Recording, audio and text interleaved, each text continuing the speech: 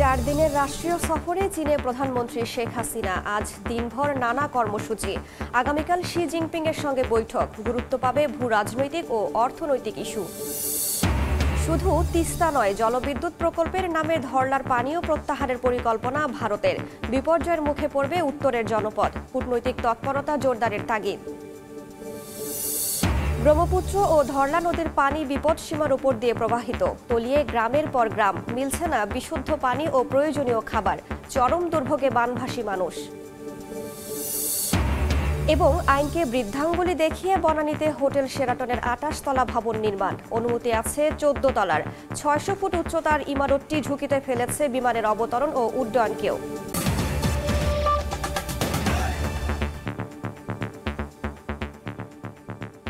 ভোরের সময়ের সঙ্গে আছি আমি রাইসা জান্নাত। 4 দিনের রাষ্ট্রীয় সফরে চীনে গেলেন প্রধানমন্ত্রী শেখ হাসিনা। প্রধানমন্ত্রীর সফর সঙ্গে মন্ত্রিপরিষদের সদস্যরা জানালেন, বাণিজ্য ঘাটতি কমানোই অন্যতম বড় লক্ষ্য বাংলাদেশের। ভূ রাজনৈতিক কৌশলগত ইস্যুতেও এবারের সফর তাৎপর্যপূর্ণ।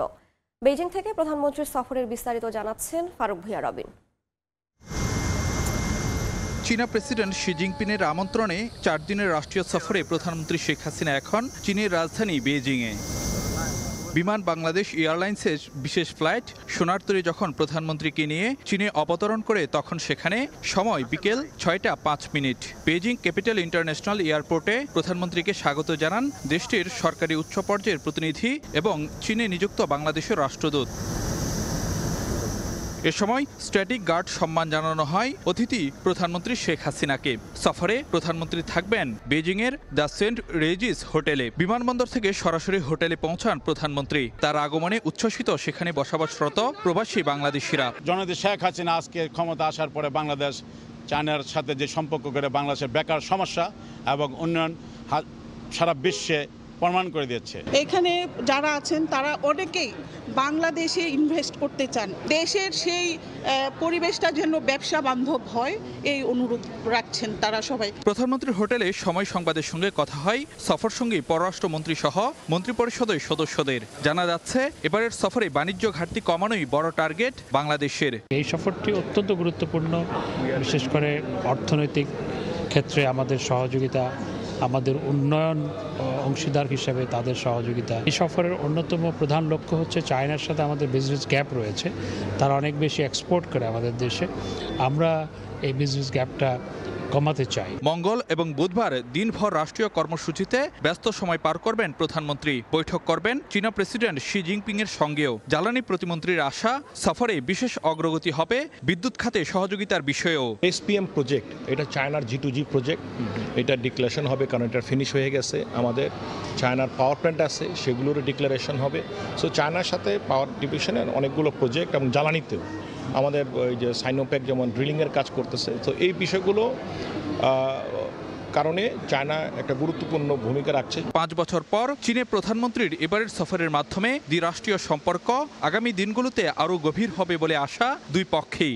2016 সালে চীনের প্রেসিডেন্ট শি জিনপিং এর বাংলাদেশ সফরের মধ্য দিয়ে বাংলাদেশ ও চীনের মধ্যে যে সম্পর্কের নতুন ধারার সূচনা হয়েছিল, তার প্রতিফলন পরবর্তীতে দেখা যায় বাংলাদেশের বড় বড় ধরনের প্রকল্প বাস্তবায়নে চীনের সহযোগিতায়। আর প্রধানমন্ত্রী শেখ হাসিনার এবারের বেজিং সফরের মধ্য দিয়ে সেই সম্পর্ক আরও এগিয়ে নেবে, এমনটি মনে করেন দুদেশের নীতি নির্ধারকরা। ফারুক ভূঁইয়া রবিন, সময় সংবাদ, বেইজিং, চীন। শুধু তিস্তাই নয়, জলবিদ্যুৎ প্রকল্পের নামে ধরলার পানিও প্রত্যাহারের পরিকল্পনা করছে ভারত।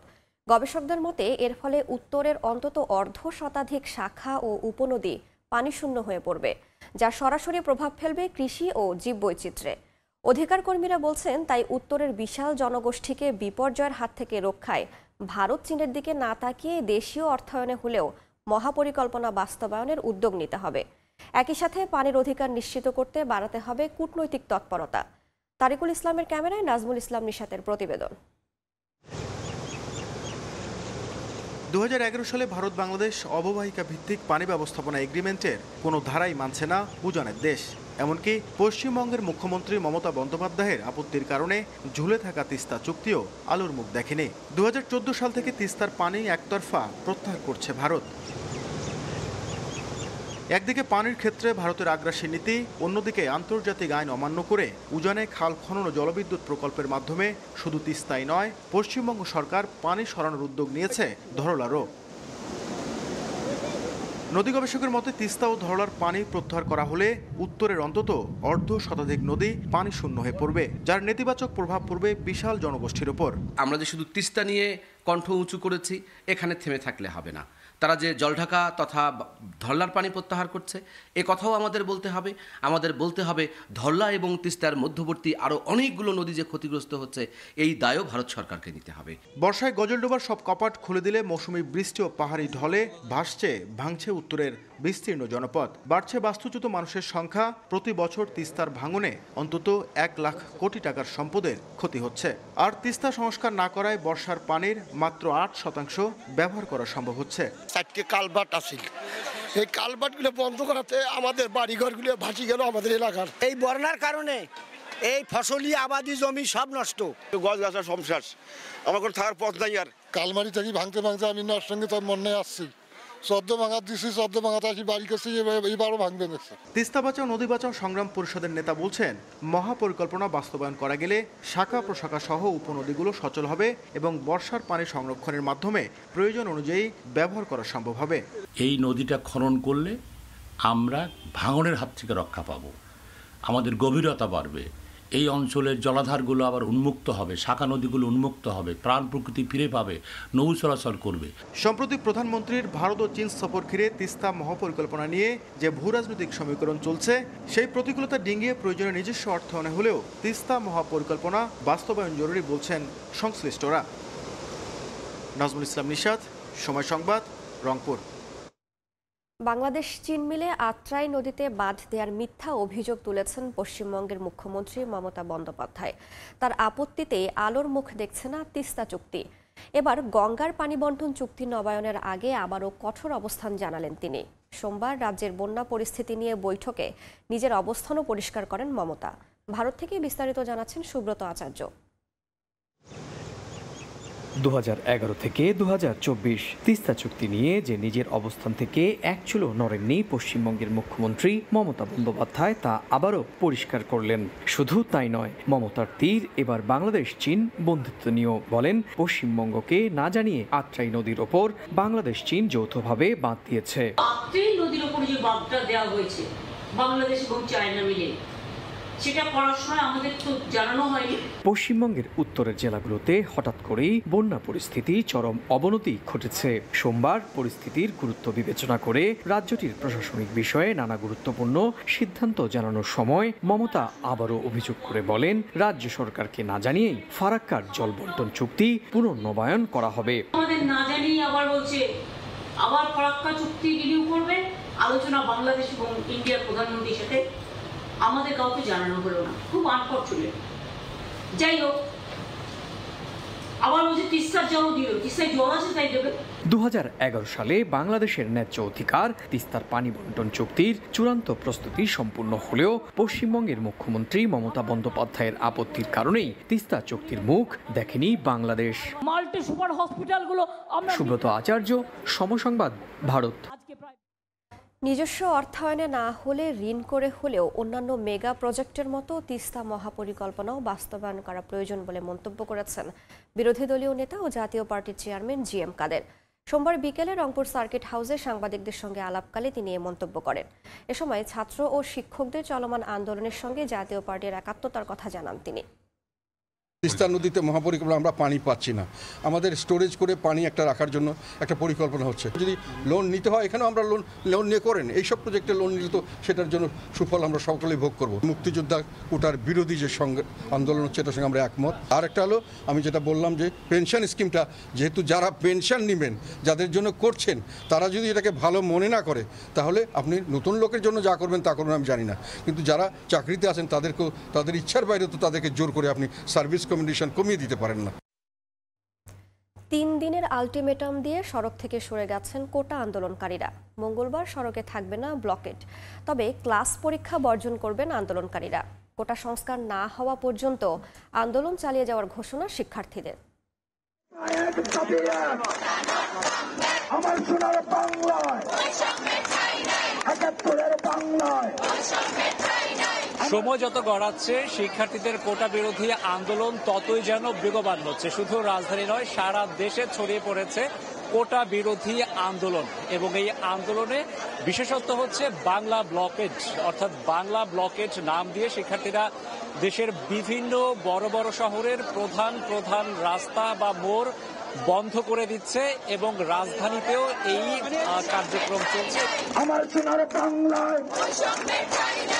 সোমবার ঢাকা বিশ্ববিদ্যালয়ের কেন্দ্রীয় লাইব্রেরির সামনে থেকে শিক্ষার্থীরা জড়ো হন এবং ঢাকা বিশ্ববিদ্যালয়ের বিভিন্ন হল এবং ক্যাম্পাস প্রদক্ষিণ করে জড়ো হয় শিক্ষার্থীরা মূলত শাহবাগ মোড়ে এবং শাহবাগ মোড়ে একটি অংশের শিক্ষার্থীরা অবস্থান নেয় এবং অন্যান্য শিক্ষার্থীরা চলে যায় বাংলা মোটর, কারওয়ান বাজার এবং ফার্মগেট এলাকায়। শুধু এই শাহবাগ মোড়, বাংলা মোটর কিংবা কারওয়ান বাজারে নয়, ঢাকা শহরের আরো বড় বড় যে মোড়গুলো রয়েছে সেই মোড়গুলোতেও শিক্ষার্থীরা অবস্থান নিয়েছে। কোটা বাতিল না হলে মেধাবীরা তাদের যোগ্যতা অনুযায়ী চাকরি পাবে না এবং এভাবে যদি চলতে থাকে তাহলে দেশ মেধাশূন্য হয়ে যাবে। এক দফা এক দাবি, আমরা প্রতিবন্ধী কোটা ছাড়া কোনো কোটা চাচ্ছি না। আমাদের এক দফা দাবি যতদিন না পর্যন্ত আদায় হবে আমরা রাজপথ ছাড়বো না। যদি সরকার থেকে বলা হয় যে 18 পরিপত্র বহাল হবে, হাইকোর্ট থেকে যদি বলা হয় তাহলে আমরা আমাদের কর্মসূচি উইথড্র করব।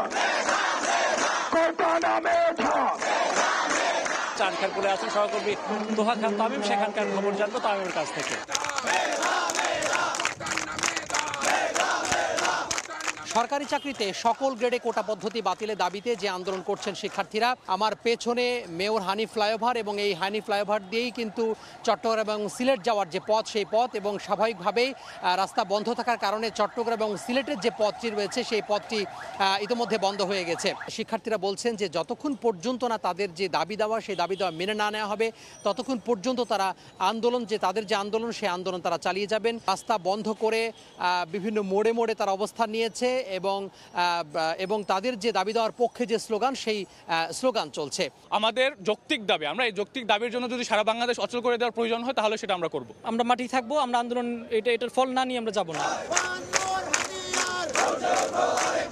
রাজধানীর সায়েন্স ল্যাবের খবর জানবো সহকর্মী ধ্রুব ব্যানার্জির কাছ থেকে।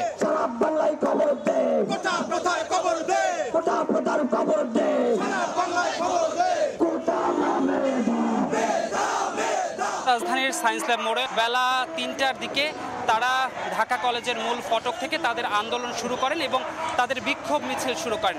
প্রথমে বিক্ষোভ মিছিলটি সায়েন্স ল্যাব হয়ে এরপর নীলক্ষেত হয়ে ইডেন কলেজের সামনে যেতেই ইডেন কলেজের যে শিক্ষার্থীরা রয়েছেন তারা তাদের সঙ্গে যোগ হন এবং এরপরই তারা ইডেন কলেজের সামনে থেকে আবারও ঢাকা কলেজের সামনে দিয়ে এসে এই সায়েন্স ল্যাব মোড়ে এসে জড়ো হন এবং এ সময় তারা রাস্তার যে দুপাশের গাড়ি অর্থাৎ যানবাহন সবকিছুই আটকে দেন। কোঠার পার্সেন্টেজ রাখছে, এটা চরম সীমায় পৌঁছে গেছে। আমাদের মেধাবীর এখানে কোনোই মূল্য নাই। যেখানে সংখ্যাগরিষ্ঠ স্টুডেন্ট চাই মেধাবীরা উচ্চ পর্যায়ে যাক, মেধাবীরা মেধার ভিত্তিতে চাকরি পাক, সেখানে এরকম বৈষম্যমূলক আচরণ আমরা কেন মেনে নিব? এই ছিল রাজধানীর সায়েন্স ল্যাব থেকে আমার কাছে সর্বশেষ। ধ্রুব ব্যানার্জি, সময় সংবাদ, ঢাকা। 5 দিন না যেতে আবারও হাসপাতালে বিএনপির চেয়ারপারসন বেগম খালেদা জিয়া। হঠাৎ শ্বাসকষ্ট বাড়লে এভারকেয়ার হাসপাতালের সিসিইউতে ভর্তি করা হয় তাকে। সোমবার দুপুরে স্থানান্তর করা হয় কেবিনে। উন্নত চিকিৎসা না পেয়ে বারবার বেগম জিয়ার শারীরিক অবস্থার অবনতি হচ্ছে বলে অভিযোগ মির্জা ফখরুল ইসলাম আলমগীরের। আন্দোলনের মাধ্যমে বিএনপি নেত্রীকে মুক্ত করার হুঁশিয়ারি তার। সোমবার ভোর 4টা হৃদযন্ত্রে পেসমেকার বসানোর পর মাত্র 5 দিন আগে হাসপাতাল থেকে ফিরোজায় ফেরা বেগম খালেদা জিয়া হঠাৎই অসুস্থ হয়ে পড়েন। অবস্থার অবনতি দেখে দ্রুত তাকে এভারকেয়ার হাসপাতালের করোনারি কেয়ার ইউনিট সিসিইউতে ভর্তি করা হয়।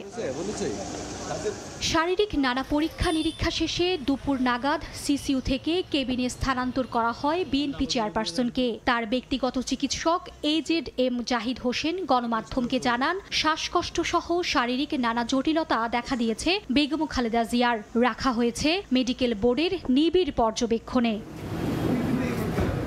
বেগম খালেদা জিয়াকে দেখতে এদিন হাসপাতালে যান দলটির মহাসচিব মির্জা ফখরুল ইসলাম আলমগীর। সেখান থেকে ফিরে গুলশান কার্যালয়ে তিনি জানান, উন্নত চিকিৎসা না পেয়েই বারবার বেগম জিয়ার শারীরিক অবস্থার অবনতি ঘটছে। ক্রমাগত কমপ্লিকেটেড জটিল সমস্ত কেসগুলো অসুখগুলো থেকে আক্রমণ করেছে।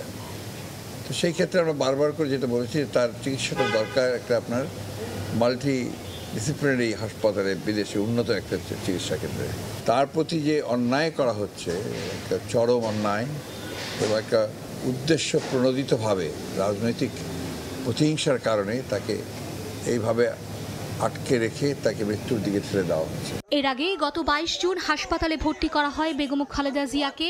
সে দফায় 11 দিন হাসপাতালে চিকিৎসা শেষে 2রা জুন বাসভবন ফিরোজায় ফেরেন বেগম জিয়া। দীর্ঘদিন ধরে লিভার সিরোসিস, কিডনি সহ শারীরিক নানা জটিলতায় ভুগছেন বিএনপি চেয়ারপারসন বেগম খালেদা জিয়া।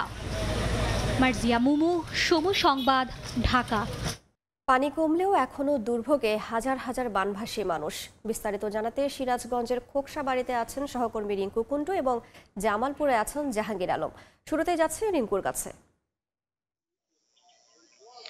ধীরে ধীরে কমতে শুরু করেছে যমুনা নদীর পানি, তবে পানি কমলেও এখনো দুর্ভোগ কমেনি বানবাসীদের। সিরাজগঞ্জের এখনো নদী তীরবর্তী 5টি উপজেলার যে বন্যা কবলিত মানুষেরা রয়েছে তারা কিন্তু এখনো নিম্নাঞ্চল এবং চরাঞ্চলের মানুষেরা এখনো কিন্তু তারা পানিবন্দী রয়েছে। অনেকের বসত বাড়িতে পানি রয়েছে, তারা কিন্তু এখনো উঁচু স্থানে আশ্রয় নিয়েছে, কারণ পানি যে কমছে সেই পানি কমার মাত্রাটা কিন্তু অনেকটাই কম। আমরা দেখেছি গত 24 ঘন্টায় যমুনা নদীর পানি সিরাজগঞ্জ 3 সেন্টিমিটার কমেছে, কমে বিপদসীমার 58 সেন্টিমিটার উপর দিয়ে এখনো প্রবাহিত হচ্ছে, যে কারণে আসলে এই জেলার বানবাসী যারা মানুষেরা রয়েছে, যারা বন্যা কবলিত মানুষেরা রয়েছে, তাদের দুর্ভোগ কিন্তু এখনো কমেনি। আমরা এখন আছি সিরাজগঞ্জের সদর উপজেলার খোকসাবাড়ি ইউনিয়ন। আমরা যেটি দেখছি যে এখানে ইউনিয়ন পরিষদের যে সামনে ইউনিয়ন পরিষদের গেট সহ ইউনিয়ন পরিষদের সামনে যে একটি বাজার রয়েছে, পুরো বাজারটি আসলে পানিতে তলিয়ে আছে। এই বাজারে যারা ব্যবসায়ীরা রয়েছে তারা কিন্তু এখনো দোকানপাট তারা খোলার মতো পরিস্থিতি তৈরি হয়নি, তারা কিন্তু দোকানপাট আসলে বন্ধ রয়েছে। সেই সাথে সিরাজগঞ্জের সদর, কাজীপুর, বেলকুচি, চৌহালি এবং শাহজাদপুরের যে বন্যা কবলিত যারা মানুষেরা রয়েছে তারা কিন্তু এখনো দুর্ভোগে তাদের মধ্যে কমেনি। তারা যেটি বলছে যে তাদের মধ্যে শুকনো খাবার এবং বসত বাড়ির তলিয়ে যাওয়ায় তাদের মধ্যে কিন্তু আসলে খাবার পানির তীব্র সংকট দেখা দিয়েছে। বানবাসীরা যেটি বারবারই বলছিলেন যে ত্রাণ তৎপরতা এখনো কিন্তু সব এলাকায় পৌঁছায়নি। আমরা কথা বলেছি বেশ কয়েকজন বন্যা কবলিতদের সাথে, তারা বলছে যে এখন পর্যন্ত তাদের মধ্যে ত্রাণ পৌঁছায়নি। তবে জেলা প্রশাসন পক্ষ থেকে বলা হয়েছে যে বন্যা কবলিতদের জন্য এখন পর্যন্ত 100 মেট্রিক টন জিআর চাল বরাদ্দ দেওয়া হয়েছে। তবে এই জনপ্রতিনিধিরা যেটি বলছে যে এই যে বরাদ্দটি দেওয়া হয়েছে সেটি কিন্তু আসলে প্রয়োজনের তুলনায় অনেকটাই অপ্রতুল। তো এক কথায় বলা যায় যে সিরাজগঞ্জের বন্যা পরিস্থিতি ধীরে ধীরে পানি কমলেও এখনো কিন্তু আসলে দুর্ভোগ কমেনি বানবাসীদের। সেই সাথে এই বানবাসী এলাকার যাদের গবাদি পশু রয়েছে, যারা গবাদি পশু লালন পালন করে, তাদের সেই গবাদি পশু কিন্তু আসলে পানির মধ্যে অনেকে রেখেছে, বিভিন্ন রোগ বেলায় দেখা যায়। সেই সাথে গবাদি পশুর কিন্তু আসলে গোখাদ্যের একটি সংকট দেখা দিয়েছে। তো যমুনার পানি কমছে, তবে সেই কমার পরিমাণটা অনেকটাই কম, যে কারণে ধীরে ধীরে কিছুটা উন্নতি হয়েছে। তবে এখনো চরাঞ্চল এবং নিম্নাঞ্চল সহ নদী তীরবর্তী যে সকল 5টি উপজেলা, যে সকল ইউনিয়ন গুলো রয়েছে, সেগুলো তো এখনো কিন্তু আসলে পানিবন্দী রয়েছে হাজার হাজার মানুষ। তাদের দুর্ভোগ কিন্তু এখনো কমেনি। তারা আশ্রয় কেন্দ্রে বা বিভিন্ন উঁচু স্থানে কিন্তু এখন আশ্রয় নিয়ে আছে। তো এই ছিল সিরাজগঞ্জ থেকে আমার কাছে বন্যা পরিস্থিতির সবশেষ খবর। আমরা এখন চলে যাচ্ছি জামালপুরের খবর জানতে, সেখানে রয়েছে আমাদের সহকর্মী জাহাঙ্গীর আলম। আমি যদি জামালপুরের বন্যা পরিস্থিতির কথা বলি, যে জামালপুরের বন্যা পরিস্থিতির কিছুটা উন্নতি হচ্ছে, ধীরে ধীরে কিন্তু পানি কমছে। এবং জামালপুর জেলা, আপনি জানেন যে জামালপুর জেলার 3টি উপজেলায় কিন্তু বন্যা কবলিত হয়েছিল। ইসলামপুর, দেওয়ানগঞ্জ, মাদারগঞ্জ। সবচেয়ে ভয়াবহ অবস্থা ছিল এই এলাকার মানুষের, প্রায় 1.5 লাখ মানুষ পানিবন্দী অবস্থায় ছিলেন। অনেকেই আশ্রয় কেন্দ্রে আশ্রয় নিয়েছেন এবং উঁচু রাস্তায় তারা আশ্রয় নিয়েছেন। তাদের বাড়িঘর থেকে পানি এখনো সরেনি, দুর্ভোগ কিন্তু আছে। এবং এই এলাকার মানুষের এখনো যে সংকট দেখা দিয়েছে, পানি সংকট দেখা দিয়েছে, বিশুদ্ধ পানির এবং খাদ্য সংকট রয়েছে। অনেক জায়গায় সরকারি সহায়তার কোনো খাদ্য এই বানবাসীদের মাঝে বিতরণ করা হয়নি এবং পৌঁছেইনি। আমি বানবাসীদের সাথে কথা বলেছি, তারা যেটা বলছেন যে তাদের মধ্যে পানি, বিশুদ্ধ পানির অনেক সমস্যা রয়েছে, পয় নিষ্কাশনের তাদের সংকট রয়েছে এবং তাদের মাঝে এখনো কোনো সরকারি সহায়তা তারা পাননি। তো পানি উন্নয়ন বোর্ডের সাথে আমি কথা বলেছি, ওনার পানি উন্নয়ন বোর্ড যেটি জানিয়েছেন যে 2-1 দিনের মধ্যেই বাড়িঘর থেকে পানি নেমে যাবে এবং পানি যতই নেমে যাচ্ছে ততই কিন্তু বন্যায় ক্ষতিগ্রস্ত রাস্তাঘাটের যে ভয়াবহ চিত্র সেটা আমি লক্ষ্য করেছি। জামালপুরের জেলা প্রশাসনের থেকে যেটি জানানো হয়েছে যে ত্রাণবাসীদের জন্য তাদের সহায়তা তারা পৌঁছে দিচ্ছেন এবং যত দ্রুত সম্ভব যাদের কাছে ত্রাণ পৌঁছেনি তাদের কাছে তারা এই ত্রাণ পৌঁছানোর তারা চেষ্টা করবেন। এদিকে বানবাসীদের জন্য সে কথা বলে যেটা জেনেছি যে তাদের মধ্যে গোখাদ্যের সংকটটা চরম সংকট দেখা দিয়েছে এবং এই গোখাদ্য নিয়ে তারা খুব পশুদের নিয়ে তারা খুব সংকটে আছেন এবং 2-1 দিনের মধ্যেই যদি পানি কমে যায় তাহলে পরে তারা বাড়ি ঘরে ফিরতে পারবেন। এই ছিল জামালপুর থেকে বন্যা পরিস্থিতির সর্বশেষ। সরাসরি যুক্ত ছিলাম জামালপুর ও সিরাজগঞ্জে। হুমকির মুখে পড়েছে ঘাঘট নদীর গাইবান্ধা শহর রক্ষা বাঁধের প্রায় 2 কিলোমিটার অংশ। বৃষ্টিতে বাঁধের প্রায় 30টি পয়েন্টে ছোট বড় গর্ত ও মাটি ধসে খাদের সৃষ্টি হয়েছে। বিপদসীমার উপর দিয়ে ঘাঘট নদীর পানি প্রবাহিত হওয়ায় বাঁধ ধসের আতঙ্কে শহরবাসী। আর পানি উন্নয়ন বোর্ড বলছে বাঁধের ক্ষতিগ্রস্ত অংশ মেরামতের কাজ চলছে। আতাউল হক সাগরের তোলা ছবিতে বিপ্লব ইসলামের রিপোর্ট। একদিকে বন্যা ও অন্যদিকে বাঁধ ভাঙার আতঙ্কে দিন কাটছে গাইবান্ধা শহর রক্ষা বাঁধের ঘাঘট নদী পারের বাসিন্দাদের। গত এক সপ্তাহ ধরে বিপদসীমার উপর দিয়ে বইছে ঘাঘট নদীর পানি। নামমাত্র সংস্কার করায় গাইবান্ধা শহরের নতুন ব্রিজ থেকে পূর্ব ক্রমান্বয়ে কুটিপাড়া বাইরবন এলাকার শহর রক্ষা বাঁধের প্রায় 30টি জায়গায় ছোট বড় গর্ত ও মাটি ধসে বড় বড় খাদের সৃষ্টি হয়েছে। কোথাও কোথাও ধসে গেছে 8 থেকে 10 ফুট পর্যন্ত। যে কোনো সময় বাঁধের এসব অংশ ভেঙে ভেসে যেতে পারে বসতবাড়ি, রাস্তাঘাট, ফসলি জমি সহ গাইবান্ধা জেলা শহর। এই বাড়িঘর নিয়ে বালবাস্তা নিয়ে ভয়ের মধ্যে পড়ে গেছি। বাঁধটা ছেড়ে যদি ভাঙলে আমাদের ঘর তলে যাবে। এই ছোট ছোট বাচ্চাগুলো নিয়ে আমরা কিভাবে থাকবো? বাঁধের অবস্থা খুব একটা ভালো না। রিং কাট হয়েছে, ঠিক করে না, এলে ভাঙা চুরে। এদিকে ক্ষতিগ্রস্ত বাঁধের মেরামতে কাজ চলছে বলে জানিয়েছে পানি উন্নয়ন বোর্ড। বেশ কিছু জায়গায় যেগুলো রেইন কাট হয়েছে আমরা এগুলো নিয়মিত মেরামত করতেছি। এছাড়াও আমাদের গাইবান্ধা দপ্তর থেকে আমরা একটা মনিটরিং টিম গঠন করছি, যার সার্বক্ষণিক বাঁধের বিভিন্ন স্থানে যে দুর্বল কোনো জায়গা আছে কিনা সেগুলো চিহ্নিত করা হচ্ছে এবং জরুরি ব্যবস্থা গ্রহণ করা। ঘাঘট নদীর গাইবান্ধা শহর রক্ষা বাঁধের 2 কিলোমিটার এলাকার প্রায় 30টি পয়েন্টে ধসে গর্তের সৃষ্টি হয়েছে। বিপ্লব ইসলাম, সময় সংবাদ, গাইবান্ধা। সব আইনকে বৃদ্ধাঙ্গুলি দেখিয়ে রাজধানীর বনানীতে সরকারি জায়গায় নির্মাণ করা হয়েছে 28 তলা বিশিষ্ট হোটেল শেরাটন। রানওয়ের অ্যাপ্রোচ ফানেল এলাকায় প্রায় 600 ফুট উচ্চতার ভবনটি বিমানের টেক অফ ও ল্যান্ডিংকে ঝুঁকির মুখে ফেলে দিয়েছে বলে অভিযোগ সিভিল এভিয়েশনের। তবে সকল অভিযোগ অস্বীকার করে হোটেল শেরাটন কর্তৃপক্ষ বলছেন নিয়ম মেনে ঝুঁকিহীনভাবেই ভবন নির্মাণ করেছেন তারা। পুরো বিষয়টাতেই অংশীদার হিসেবে আছে ঢাকা উত্তর সিটি কর্পোরেশন। আর উত্তর সিটি কর্পোরেশন বলছে এ বিষয়ে মামলা চলমান বিধায় কোনো রকম বক্তব্য দেবেন না তারা। আতাউর কাউসারের রিপোর্ট।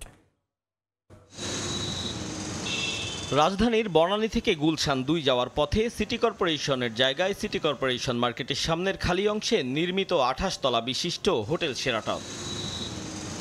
অভিযোগ আছে মার্কেট ও আবাসিক ভবন মিলিয়ে সিটি কর্পোরেশনের সঙ্গে 14 তলা নির্মাণের চুক্তি করে সিটি কর্পোরেশনের কর্তা ব্যক্তিদের সহায়তায় 2 ধাপে 28 তলা পর্যন্ত পৌঁছে গিয়েছে শেরাটন কর্তৃপক্ষ। আর বাকি 14 তলা করতে সিটি কর্পোরেশন থেকে কোনো রকম আনুষ্ঠানিক অনুমতি নেয়নি নির্মাণকারী বোরাক রিয়েল এস্টেট, যা আবার হোটেল শেরাটনের মালিকেরই প্রতিষ্ঠান। আর নির্মাণকালে চুক্তিভঙ্গ করলেও কোনো শাস্তিমূলক ব্যবস্থাই গ্রহণ করেনি সিটি কর্পোরেশন। শুধু এ বিষয়েই নয়, গেল 1 দশকে চুক্তি অনুযায়ী 14 তলা অংশে নিজেদের অংশের 30% মালিকানার 550 কোটি টাকার সম্পদ পর্যন্ত বুঝে পায়নি সিটি কর্পোরেশন। চুক্তি ভেঙে করা বাকি 14 তলাও একাই ভোগ করছে হোটেল শেরাটন। অথচ এগুলো নিয়ে কোনো মাথা ব্যথাই নেই সিটি কর্পোরেশনের, নেই কোনো অভিযোগ, নেই কোনো বক্তব্য।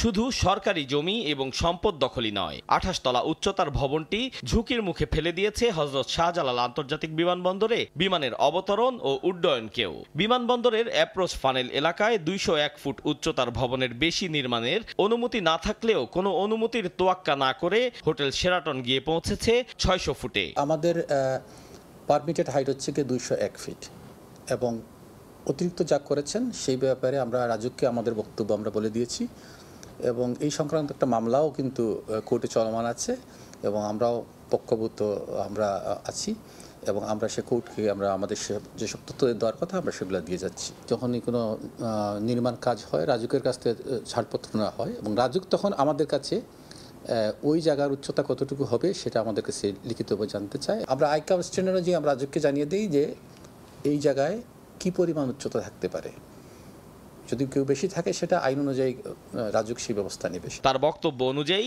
রাজুকের সঙ্গে কথা বলতে গেলে জানা গেল রাজধানীতে ভবন নির্মাণের ক্ষেত্রে রাজুকের অনুমতির বাধ্যবাধকতা থাকলেও তাদের অনুমতির তোয়াক্কা পর্যন্ত করেনি সিটি কর্পোরেশন এবং বোরাক রিয়েল এস্টেট কেউই। যখন ভবনটি হয়েছিল রাজধানী কর্তৃপক্ষের কাছে অনুমোদন না হয়েছে কিনা সেই বিষয়ে সিটি কর্পোরেশনকে আমরা পত্র দিয়েছিলাম এবং যে হোটেল কর্তৃপক্ষকে আমরা পত্র দিয়েছিলাম।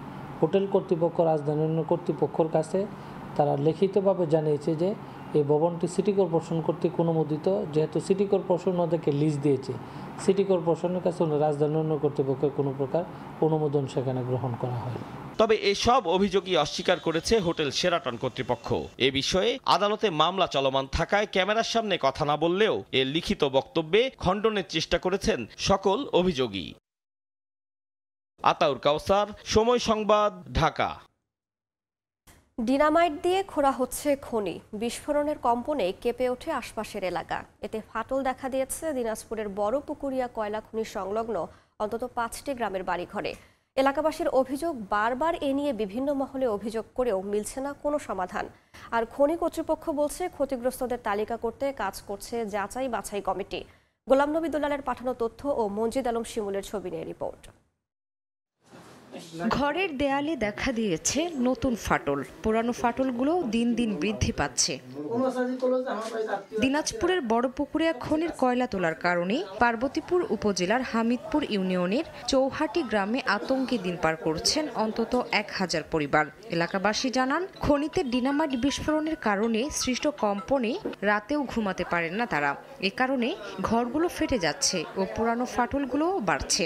ঝাঁকুনিতে অনেক সময় ঘরের আসবাবপত্র, টিভি, ফ্রিজ পড়ে যায়। খনির কারণে পানির স্তর নেমে যাওয়ায় টিউবওয়েলে উঠছে না পানি। এ অবস্থা আশপাশের অন্তত 5টি গ্রামের। বারবার জানিয়েও সমাধান না পাওয়ার অভিযোগ তাদের। যখন ওই যে মাটির নিচে বম ফুটে তখন আমার ঘর বাড়ি কাঁপে। রাত করে আমরা ঘুমোতে পারি না, ছোট ছোট ছেলে মেয়ে নিয়ে বাড়ি থাকা খুবই সমস্যা। আমাদের জমিতে পানি থাকতেছে না, ঘন ঘন সেচ দিতে হচ্ছে। কয়লা খনির জন্য যে বাড়িটা ফাটলো তার নিজ মূল্য চাই, ক্ষতিপূরণ চাই। খনির কারণে পানি ওঠে না, আমাদের খনির পানি নেই, আমাদের রাস্তাঘাট নেই, রাস্তাঘাট পর্যন্ত ডুবে যাওয়া ভাব হচ্ছে। আর খনি কর্তৃপক্ষ বলছে ক্ষতিগ্রস্তদের তালিকার কাজ করছে যাচাই বাছাই কমিটি। আশেপাশে কিছু এলাকায় কিছু বাড়ি ঘরে ফাটলের সৃষ্টি হয়েছে, এটা আমরা জানি। এই লক্ষ্যে আমাদের একটা কমিটি কাজ করছে, কোন কোন বাড়িতে কতটুকু ফাটল হয়েছে, কারা কারা ক্ষতিগ্রস্ত, এটা নিয়ে আমাদের কমিটি কাজ করছে। আমরা একটা লিস্ট করছি। দিনাজপুরের বড়পুকুরিয়া কয়লা খনিতে 2005 সালে বাণিজ্যিকভাবে কয়লা উত্তোলন শুরুর পর 2006 সাল থেকেই খনি সংলগ্ন গ্রামগুলোতে শুরু হয় ভূমিধস ও বাড়িঘরে ফাটল। পরবর্তীতে জরিপ করে 2010 থেকে 2012 সালের মধ্যে 646 একর জমি অধিগ্রহণ করে সরকার। সময় সংবাদ, দিনাজপুর। জন্ম নিয়ন্ত্রণ কার্যক্রম বন্ধ থাকায় রংপুরে বাড়ছে বেওয়ারিশ কুকুরের সংখ্যা। অন্যদিকে খাবারের অভাবে এসব কুকুর দিনে দিনে হিংস্র হয়ে উঠছে। গত 1 মাসে শুধু রংপুর নগরীতে কুকুরের কামড়ে আহত হয়েছেন অন্তত 2 শতাধিক মানুষ। তবে সিটি কর্তৃপক্ষের দায়সারা জবাব, সতর্ক থাকার কোনো বিকল্প নেই। তারিকুল ইসলামের ক্যামেরায় বিস্তারিত জানাচ্ছেন রেদওয়ান হিমেল। রংপুর পুলিশ লাইন্স স্কুলের 7ম শ্রেণীর ছাত্র তানভীর সাজাদ মিনান নগরীর 18 নম্বর ওয়ার্ডের পটকিপাড়ায় নিজের বাসা থেকে স্কুলে যাওয়ার পথে প্রায় সময় কুকুরের তাড়া খেতে হয় তাকে। গত সপ্তাহে একটি কুকুর শিশুটিকে আক্রমণ করলে প্রতিবেশীদের সহায়তায় রক্ষা পায় সে। আমি সাধারণভাবে আসতেছিলাম, কিন্তু হঠাৎ দেখি ও আমার পিছনে দৌড়াচ্ছে, মানে আমাকে তাড়া করছে। আমার পায়ের কাছে এসে গেছিল, ওর মুখটা কামড়াইতে ধরছে। তখন আমি চিল্লাইছিলাম, আশেপাশে মানুষরা সবাই আমাকে বাঁচায় নিছে। এদিকে হিংস্র কুকুর আতঙ্কে গবাদি পশু রক্ষায় নগরীর বিভিন্ন এলাকার বাসিন্দা রীতিমতো লাঠি নিয়ে পাহারা দিচ্ছে। কুকুর থাকবে আর আমরা দুর্বিসহ জীবনযাপন করব, এটা তো আসলে মেনে নেওয়া যায় না। রাতে মোটরসাইকেল নিয়ে আমরাও যাই যখন রাস্তা দিয়ে, আমাদের পায়ে তাড়া করে, কামড় দেয় না কিন্তু তাড়া করে। আমার মনে হয় 20-25টা মুরগি মারি ফেলাইলো। ওই কুত্তায় কামড় দিয়ে। কুকুরের বংশবিস্তার রোধে সিটি কর্তৃপক্ষের দায় এড়ানোর সুযোগ নেই বলছেন ওয়াইল্ড লাইফ ও অ্যানিমেল রেস্কিউ টিমের সদস্যরা। উপজেলা প্রাণী সম্পদ কর্মকর্তা বরাবর তারা কোনো অভিযোগপত্র জমা দিতে পারতো কিংবা সিটি কর্পোরেশনে দিতে পারতো যদি কুকুরটা পাগল হয়ে থাকতো। তবে ওনারা এরকম কোনো কিছু করে নাই। এই কাজগুলো না করেই ওনারা কিন্তু একই কুকুরটাকে মেরে ফেলছে, যেটা পুরোপুরি অন্যায়। তবে সিটি কর্পোরেশন জানায় আইনের বাধ্যবাধকতার কারণে কুকুর নিধন বন্ধ রয়েছে। স্থানীয় সরকার মন্ত্রণালয় থেকে অথবা স্বাস্থ্য মন্ত্রণালয় থেকে এরকম কোনো উদ্যোগ নেওয়া হয় যে তাদেরকে যদি তাদের জন্ম নিয়ন্ত্রণের যদি কোনো ব্যবস্থা করা হয়, তাহলে আমার মনে হয় যে সারা দেশে একযোগে যদি কার্যক্রমটা করা হয়। নগরবাসীর নিরাপত্তার স্বার্থে দ্রুত কার্যকরী পদক্ষেপ গ্রহণের দাবি সংশ্লিষ্টদের। রেদওয়ান হিমেল, সময় সংবাদ, রংপুর। মূল্যস্ফীতির চাপে পড়ে সঞ্চয়পত্র ভেঙে খাচ্ছেন সাধারণ মানুষ, এমন চিত্রই উঠে এসেছে জাতীয় সঞ্চয়পত্র অধিদপ্তরের সাম্প্রতিক প্রতিবেদনে, যেখানে দেখা যাচ্ছে গেল মে পর্যন্ত টানা 9 মাস কমেছে সরকারের সঞ্চয়পত্র বিক্রি। মুনাফার চেয়ে শর্ত বেড়ে যাওয়াতেই নিরাপদ এই বিনিয়োগ মাধ্যম থেকে সাধারণ মানুষ সরে যাচ্ছেন বলে মনে করছেন অর্থনীতিবিদরা। মহির মারুফের রিপোর্ট। মানুষের ইনকাম কমে গেছে, খরচ বেড়ে গেছে। ডিপোজিট যেগুলো আমাদের ছিল ওইগুলো আমরা উঠায় নিতেছি। আগে জমা ছিল, এখন সঞ্চয়পত্র কোনো কিছুই নেই। সঞ্চয় থেকে ভাঙে ভাঙে খাওয়া হচ্ছে এখন। এই ক্ষুদ্র ব্যবসায়ীদের মতোই দৈনন্দিন আয় ব্যয়ের হিসাব মেলাতে না পেরে অনেকেই ভেঙে খাচ্ছেন তাদের জমানো অর্থ। সেখানে তো সঞ্চয়ের পরিকল্পনা এখন যেন তাদের অলীক ভাবনা।